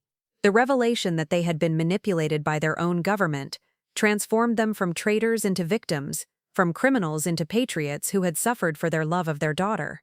"It doesn't bring back the years we lost," my mother said during one of our visits to Montana, "but it gives us back our dignity. And it prevents other families from losing what we lost," my father added. "That's worth all the pain we went through." Looking back now, 5 years after the family dinner that changed everything, I can see the pattern that led from that moment to this one. Each choice I made, investigating my parents, exposing the CIA programs, choosing family over duty, was a step toward understanding what loyalty actually means. Loyalty isn't blind obedience to institutions that claim to represent something larger than yourself. Loyalty is the commitment to protect the people and principles that actually matter, even when that protection requires challenging the very institutions you were trained to serve. The CIA taught me to value duty over family, mission over personal relationships, abstract concepts over human connections. But my family taught me that love is the only loyalty that can't be manipulated or corrupted by people who want to use it for their own purposes. When I had to choose between serving an institution that had betrayed me and protecting the sister who had never stopped believing in me, the choice was obvious. When I had to choose between maintaining a comfortable exile and exposing corruption that was harming innocent families, the choice was equally obvious. Not because I'm particularly noble or heroic, but because I finally learned to recognize the difference between real loyalty and manufactured obligation. The government that destroyed my family called it patriotism. The family that saved my soul called it love.